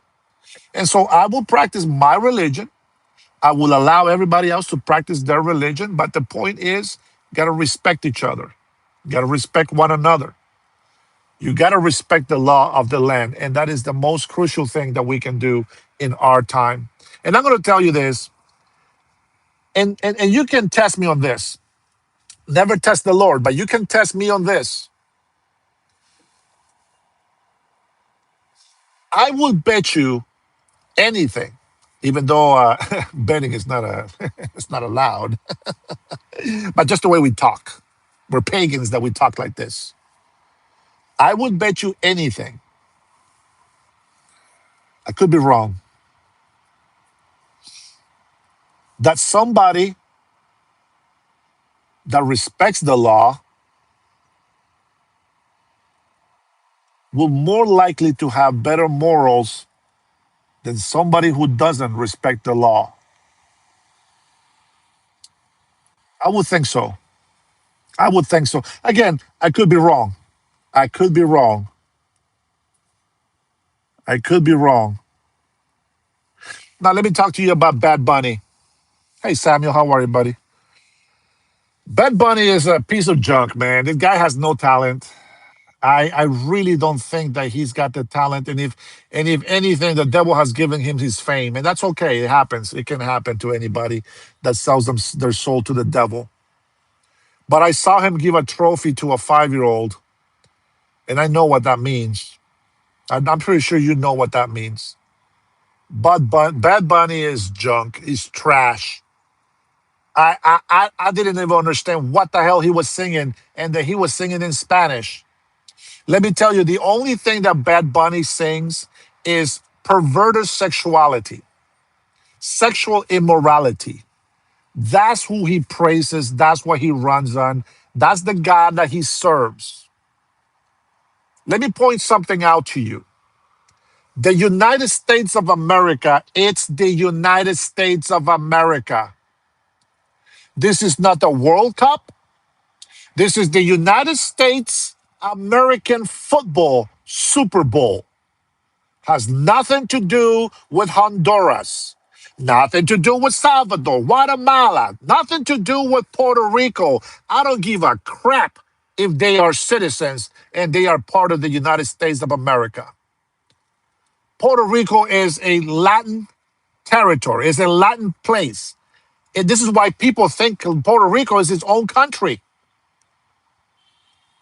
They are considered in the same measure as Cuba, as Dominican Republic.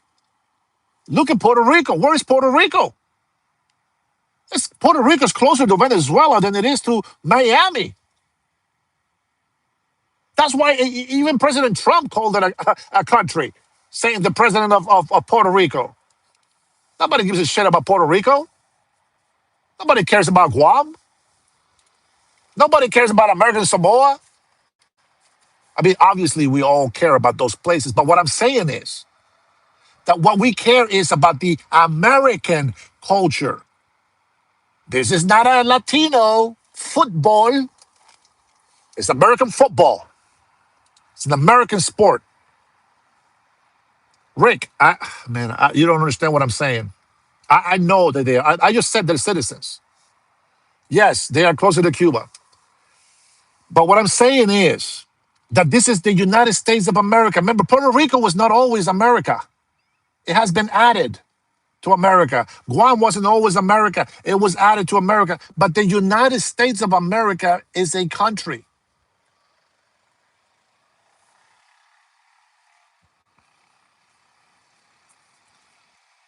Puerto Rico is a territory like Guam. That's right. But just because they are granted citizenship does not make him American here. Let me tell you the reason why I say that. Before you think I'm a hypocrite, I want you to listen to this, please. Okay, listen. California has a problem. Some Texas has a problem. Arizona, New Mexico. The countries that are border line with Mexico, they have a problem because of history. They think that they're Mexican because in history, these territories were once Mexico, but now it's the United States of America. So when the United States of America moved the borderline and took over parts of Mexico, it wasn't because Mexico was a great country. Mexico was a piece of shit country hole. That's right. But here's the thing. Those who were on this side of the border when the border was created became American citizens, and those who didn't want to got deported and or expelled from this country. And go love Mexico because that's who you want to be. Then go to Mexico because Mexico is now on that side of the state line. Okay, so again, Puerto Ricans, they're citizens, but they're not a state. It is a territory. Okay, very simple. And my point is with this: when we say Honduras, Guatemala, Mexico, El Salvador, whatever, it's all the United States of America immigrants and citizens who once belonged to a different nationality. Puerto Rico is the only one that can protect themselves because they're actually citizens. They weren't always, but they were all citizens like Guam. American Samoa, they're not citizens. They're just nationals, meaning that they cannot vote. Okay? So the whole point in the Super Bowl that I was like, number one, I didn't want to watch it, but I watched part of it. I didn't understand what the hell he was singing. The guy's talentless. The guy's 100% LGBTQ. Anybody just making stupid ass sounds, and then just reggaeton is the same beat. I don't care what you say. Reggaeton is the easiest freaking thing to just make up. You don't have to have a great voice. You just got to sound retarded. And then just make some sexual, explicit, comments and little lines here and there. And then everybody loves it. Just so you know, when you see the word perreo or perrea, I don't think you know what the meaning of that means. Do you know what a dog does on the street when they see a female dog? Yeah, I don't want to say it, but you know, that's what that is. Perreo just means dry sex. Dry sex. That's what that means. Perreo is not a good word. Perreo, perreo. They use this word, and by the way, you see how it's easier for me to say the bad words in Spanish? Because in English, it's explicit, right? It's more censored. But in Spanish, this guy was saying so many nasty things in Spanish. And again, I don't support Nicki Minaj's music. I just don't. I think she's just as bad as Bad Bunny. It is what it is. I don't care. I don't care what anybody says. So here's the get back to the gospel. Bill, I'm not here to preach. I just sometimes I have to go that way because people have to understand. If I was here to preach, it would just be a preaching channel. It would be a gospel channel. It would be just a religious channel. But this is a religious and a political and my own story time channel. And the reason why Bad Bunny is a big deal is because it has a lot to do with immorality. It has a lot to do with sin. It has a lot to do with why things are getting worse in the United States and throughout the world. It is the reason why we have so much corruption, so much violence. We have people, as the Bible says, in those last days, people will call good evil and evil good, and that is exactly what we're seeing. And a lot of people are, they just love perversion.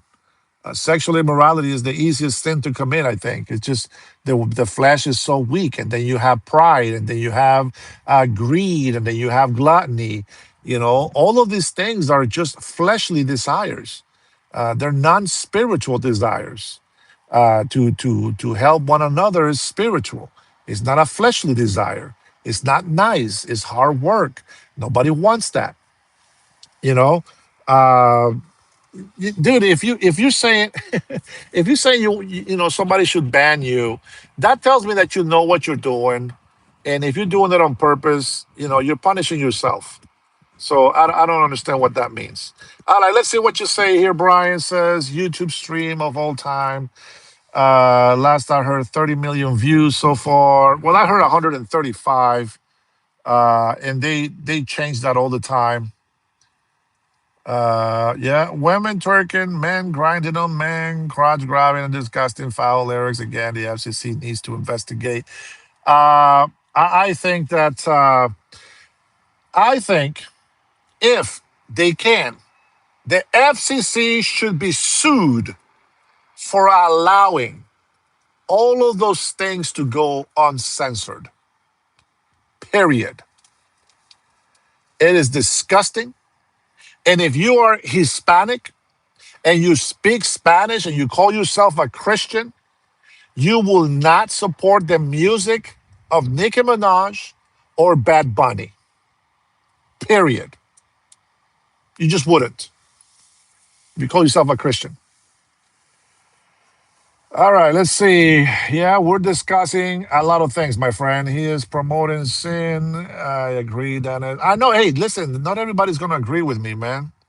I believe the FCC is investigating with possible fines. They better be some hefty ass fines. I don't know if it's true, but somebody told me that Bad Bunny did not get paid for that. I'm sure he has something else going on, but I heard that he didn't get paid for doing the Super Bowl halftime show. I don't know if that's true. I didn't know about the Turning Point USA halftime. And I'm going to say it is not a Christian halftime show. I know you guys want me to tell you that it was a Christian half show. No, it wasn't. No, it wasn't. There was a girl. Well, here's my opinion. There was a girl that was singing on there.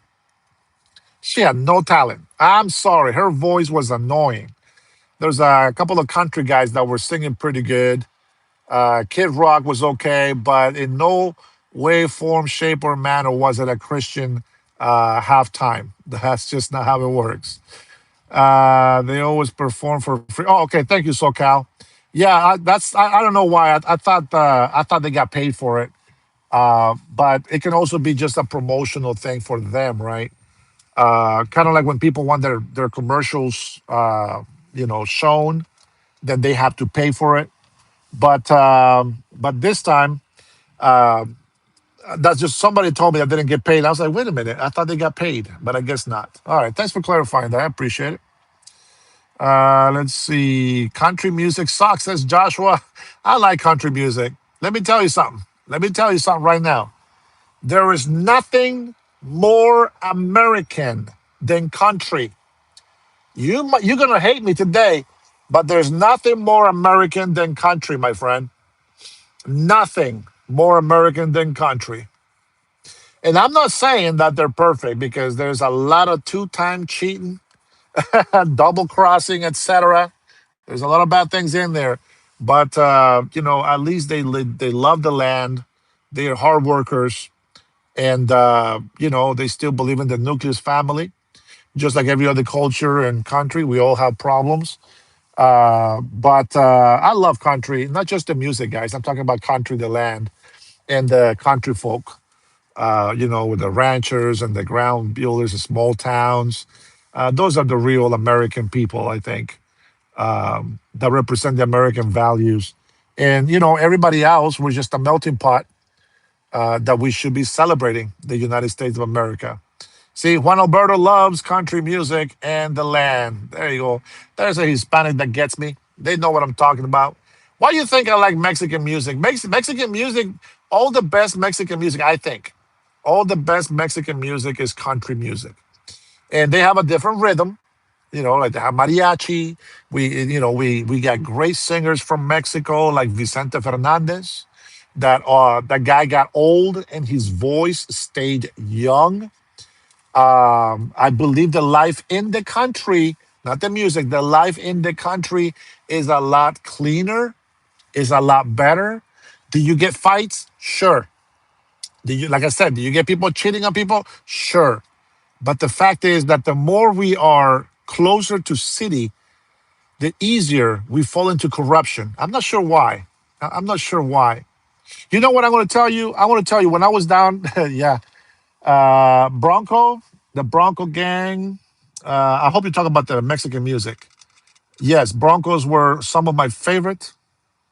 Con zapatos de tacón. Nah, just that's all I'm going with that.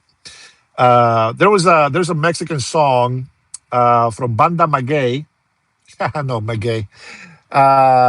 That used to, I think it was the Banda Maguey that used to say, ¿Quién será la almohada para acariciar tu cara?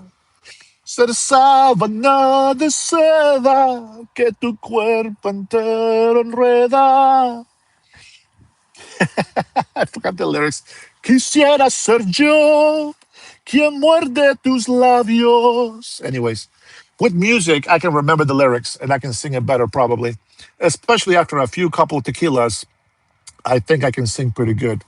Bluegrass music, I don't know, but that you're pushing it, my man. I just play it. I just play. I like all music. I like all music. My brother loves La Banda Bronco, La Banda Maguey. Oh my gosh! I haven't listened to Mexican music in a long, long, long time. But what's the one? El Bukis, right? I like the way he sings. One of my favorites from when I was a teenager was Luis Miguel, which I believe was Puerto Rican. For the longest time, I thought he was a Mexican singer, but I believe he's Puerto Rican. And I used to love his singing. I used to try to imitate his voice. Love, love, love his songs. And this is when I was living in the world. I was so, he was such a romantic, such a love song singer. Juan Carlos or Solis. Yeah, yeah, yeah, yeah. I think, yeah, that's right. I know it's Solis. There's a few of them, but old school. I know I'm changing all this conversation here, but old school Mexican singers, Jose Feliciano, he was all right. I only like a few songs from him. Um, I liked Pedro Infante, which was my mother's platonic boyfriend, and Jorge Negrete, Javier Solis. Of course, Vicente Fernandez also came after them. Los Bukis. Thank you, Juan Alberto. That's the one. The reason why I couldn't think of Los Bukis is because I kept thinking of the Bee Gees. I don't know, man. My brain just goes crazy. Carlos Arjona. Yeah, yeah, yeah. I like that too. What's the other Mexican group that sings El Muelle de San Blas? Uh, what is their name? Mana. I think it's Mana. Yeah, Mana. They sing El Muelle de San Blas, and they have Mariposa Traicionera. They have other songs. The fact is, the guys just have such a great voice singing. Yeah, Luis Miguel was one of my favorites. Let's see. Brian says, what did Brian say? Anyone remembers Striper, great Christian rock band? Well, if we talk about Christian bands, Bob Carlyle is one of my favorites. Especially the song that says "We're the saints that fall down and get up." That's one of my favorite songs. Um, there's a couple more, Butterfly Kisses. But there's other bands that they actually took the music from other worldly singers and have used the words into more Christian like. Brazilian Roberto Carlos. Oh, that's right. Oh man, I forgot about Roberto Carlos, man. That's right. Oh, Hammerman. Julio Iglesias is my all-time favorite romantic love song singer by far out of everybody. Julio Iglesias.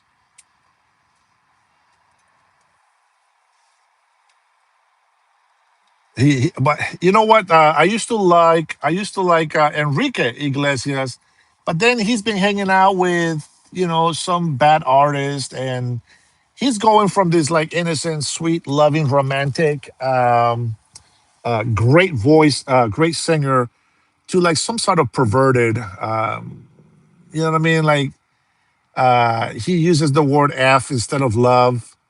This is a big difference, It changes the mood of the song. Now, some people like it, I guess, but I don't. Richie Valiant, yeah, Richie Valiant. Who's that? Is that the La Bamba guy? I think that's the guy. I don't know. I can't remember. Cuco Sanchez, don't know. Santana, yes, senor. Yeah, I remember Striper or Stripper, Slayer. Only one song I know from those bands, so I don't know much about them. David Crowder, Christian Bands was that group that sang "Arms Wide Open." Creed. Let's see. Remember Jose Luis Rodriguez, El Puma from Venezuela. Yeah, I remember. Man, that's kind of sad how he turned out. I don't understand. I believe there's a story of why he's not singing anymore. But yeah, he was popular for a couple years. Let's see. Somebody put how many baby mamas you got? Oh man, truth teller. Why you bringing all my clothes out into dry, bro? Some things should stay in the closet. You know what I'm saying? Everybody already knows. If you've been following me, you already know my story, my life story. Who knows? Don't worry. Probably my life story will be played back over and over and over when I'm running my campaign as governor for Washington State. Oh man, Democrats are gonna love that. All they gotta do is just come and watch all my videos. Have thousands and thousands of Democrats review all of my content. Listen to everything I say so that you guys can run against me when we run for the governor of Washington State.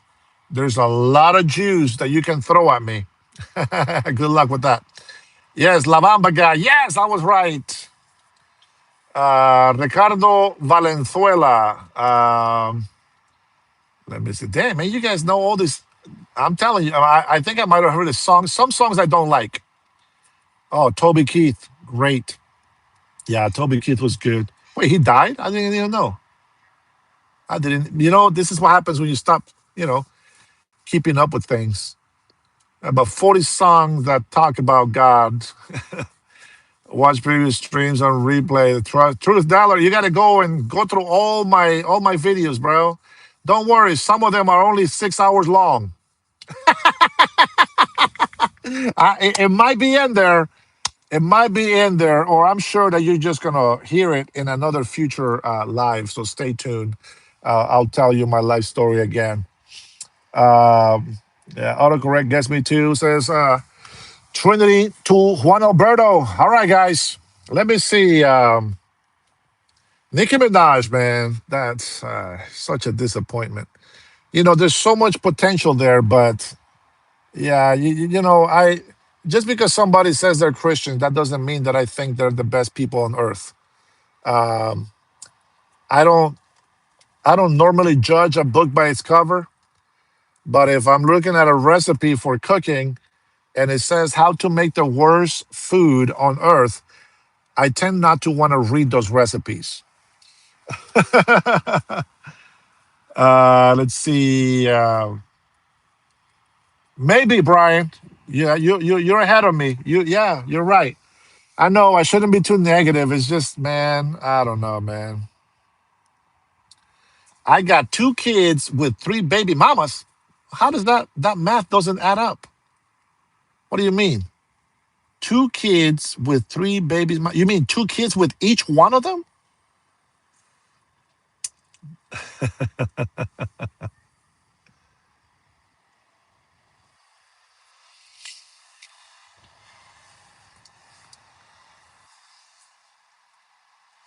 Ray Conniff. No, I don't.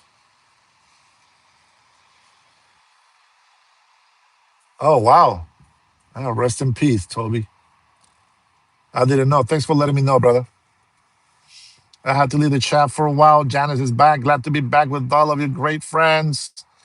I swear, the Dennis Herrera show is just where some of the conservatives come and hang out. Oh. Oh man, I almost went and told my life story because of that. So you will feel better about yourself. Yeah, yeah, it's nasty. Even one of the songs, and they actually played it. They played the clip on X. Let me see if I can find it, and then I can show you. Let me see. Where's my X account? And if I can find it, I will go ahead and show you guys later tonight. I got some videos that some posts that I clipped and put on my X account so that I can show you when I'm in my computer. Let's see here. Let me get something from the war room.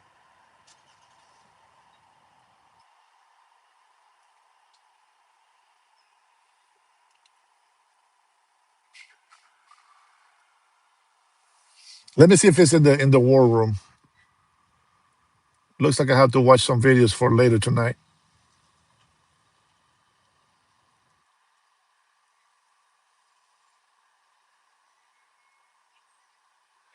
And we'll try to find that video from Pam Bundy to see what she said today.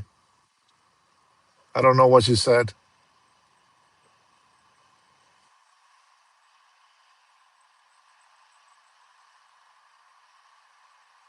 Hey, good news. Voter ID is going to be required for voting, it looks like.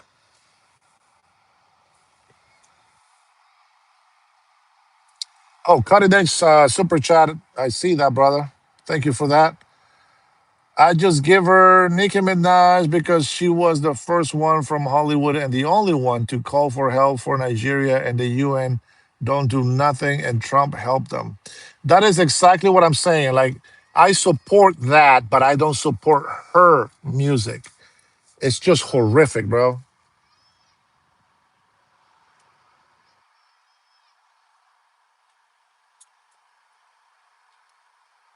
I'm trying to see if I can find her video. Oh boy. You know what? It's easier to just. I'm across the street.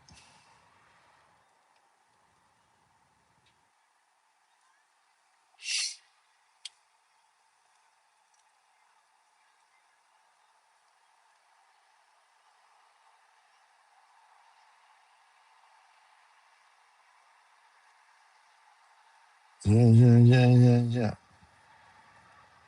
Videos.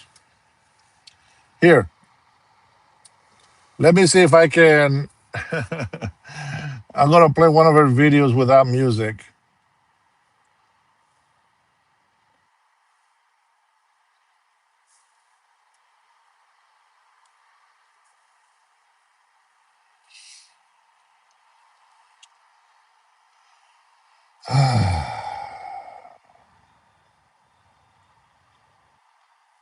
Watch. I'm gonna show you just the cover.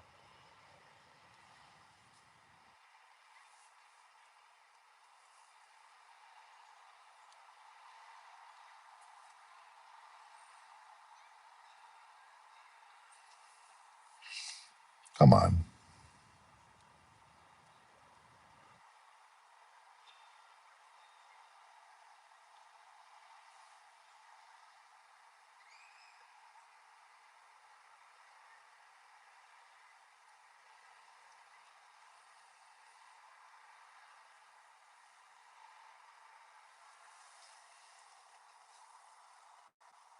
You see that?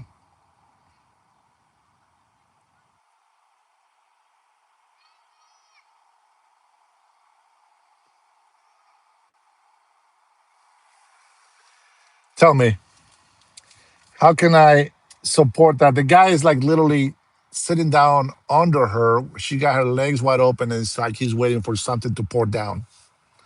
That is disgusting. That is disgusting.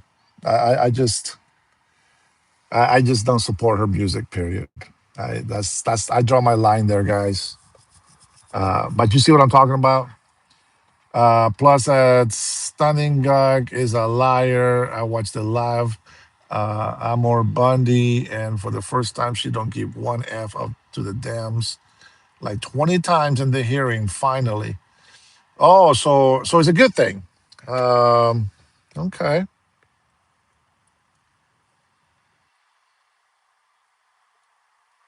okay. Let's see. Let me see if I can hear one of her one of her clips. Let me get start my car on. It's almost time to pick up the wife.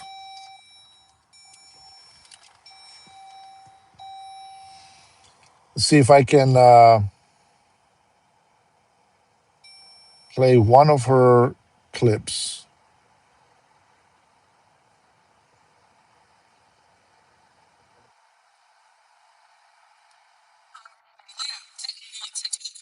Let's see.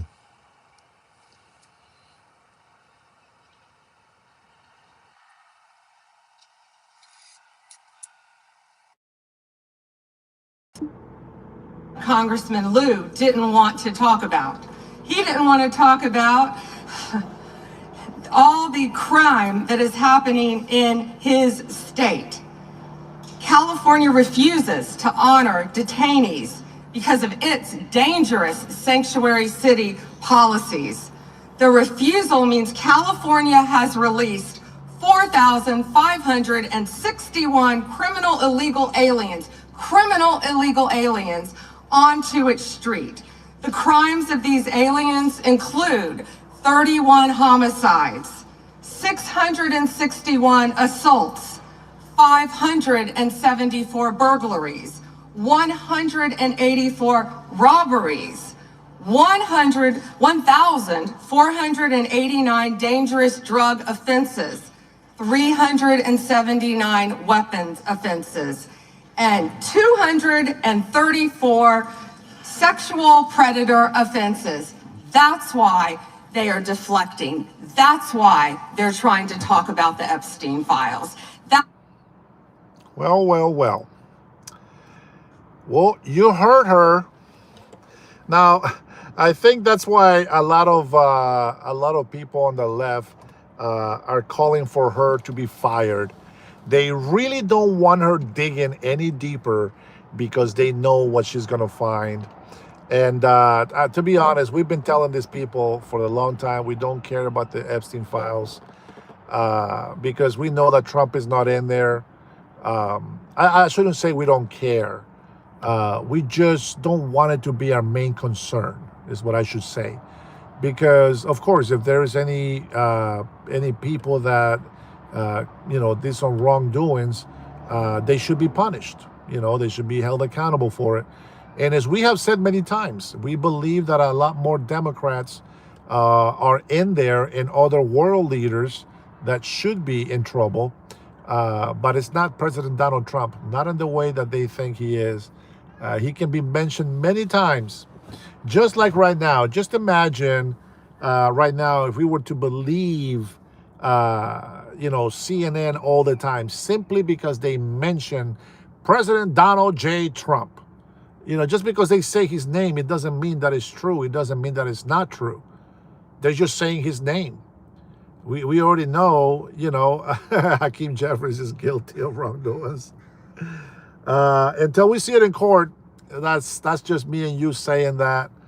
But I really think that a lot of people should be held accountable for. Now, for some of you guys, if you guys don't know, I went to Honduras. I was down there for 3 weeks. I am now back in the United States of America.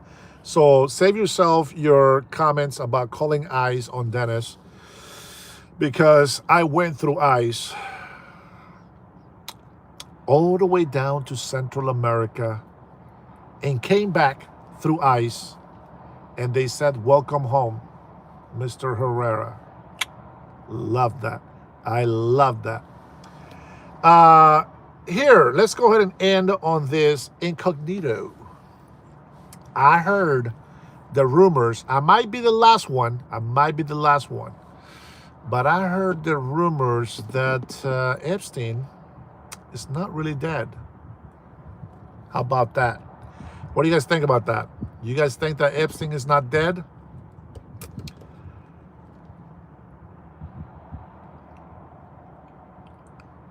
I don't like to make predictions, but sometimes I do it anyways. And I think that Jeffrey Epstein is alive.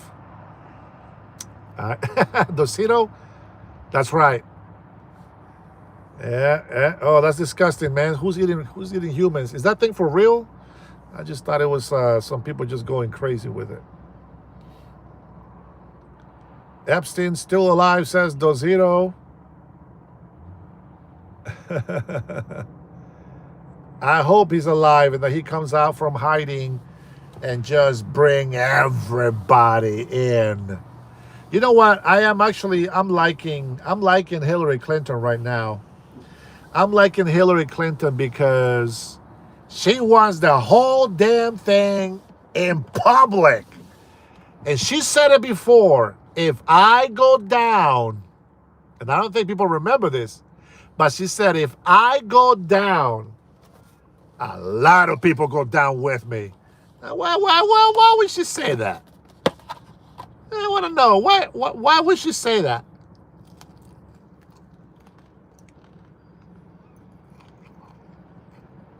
Yosa? Anybody?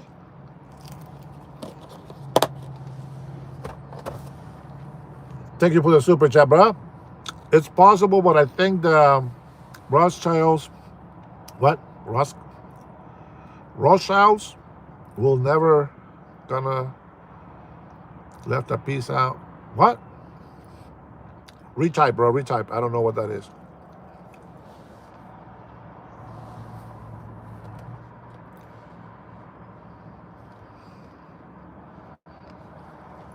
I don't understand that, bro. It makes no sense to my brain. Sorry about that. Let me read it here.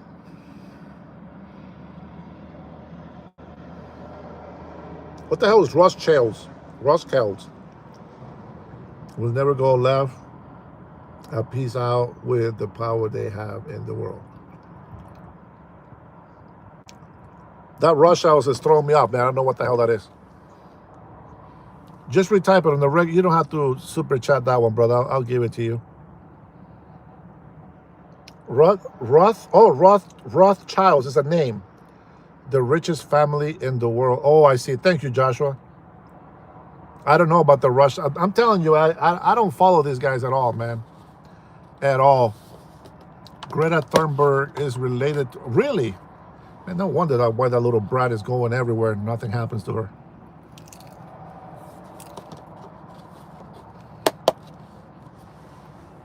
Bacon family and riches, huh? Damn, bro. I don't know about that.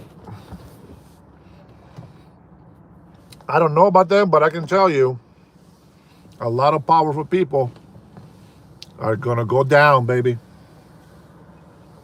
Yeah, they might not. Hey, baby. I mean, bye, lady.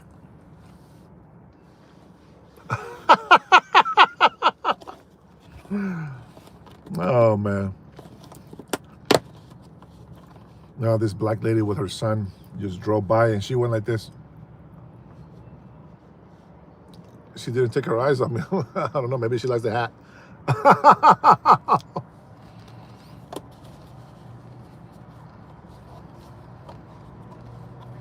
Holy smoke, bro.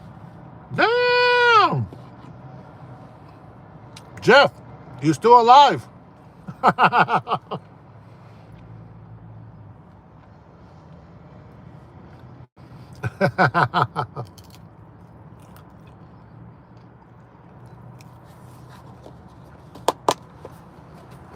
Your girl lost control, bro. Which one?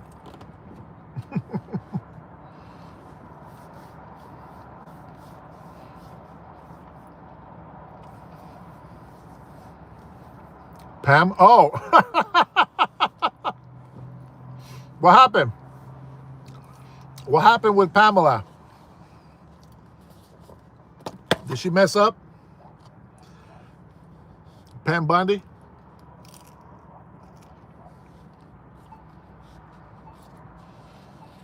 I think the left is scared of her. They're trying to get rid of her. I know, Josh. I never read into it.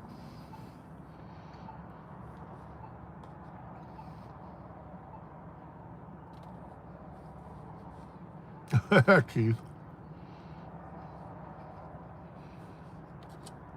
$2 trillion. God dang. I just want 10% of that. Take it easy, Jeff. We're gonna listen to Pam Bundy later.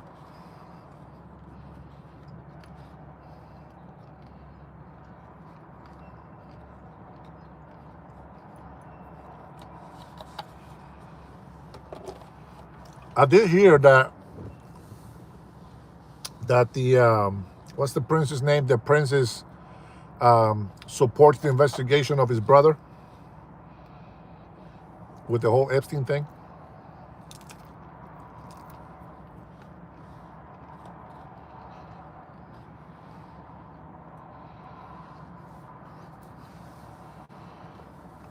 What's not true? Truth teller.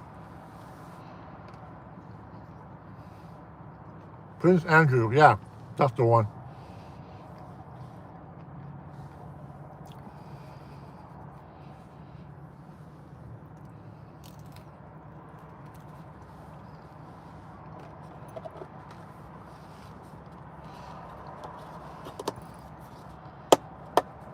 Looking for a garbage can.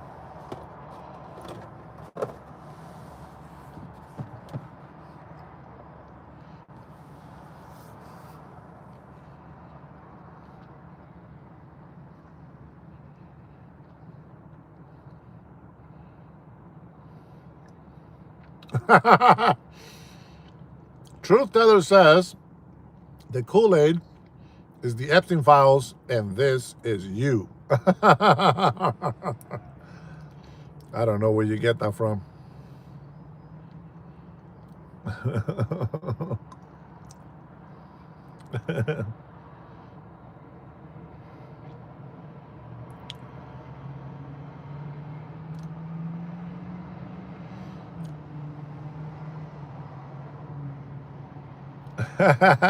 Keith, your wife is gonna get you for flirting with other women. I just said, how you doing? Nah, Jeff is leaving anyway. I think he was just stopping by anyway. Keith knows it sure was the hat.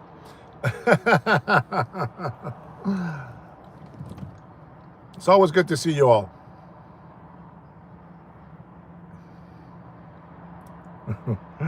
Yeah, it seems like all the theorists, all these conspiracies don't seem to be too far from the truth, does it?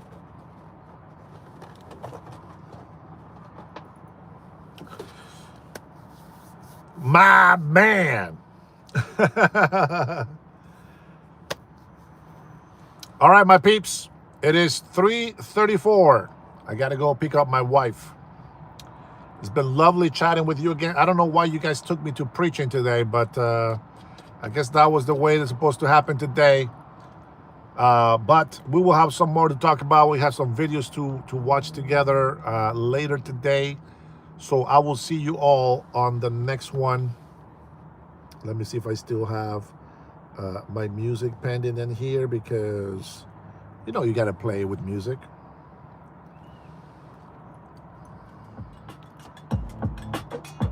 You know what's up.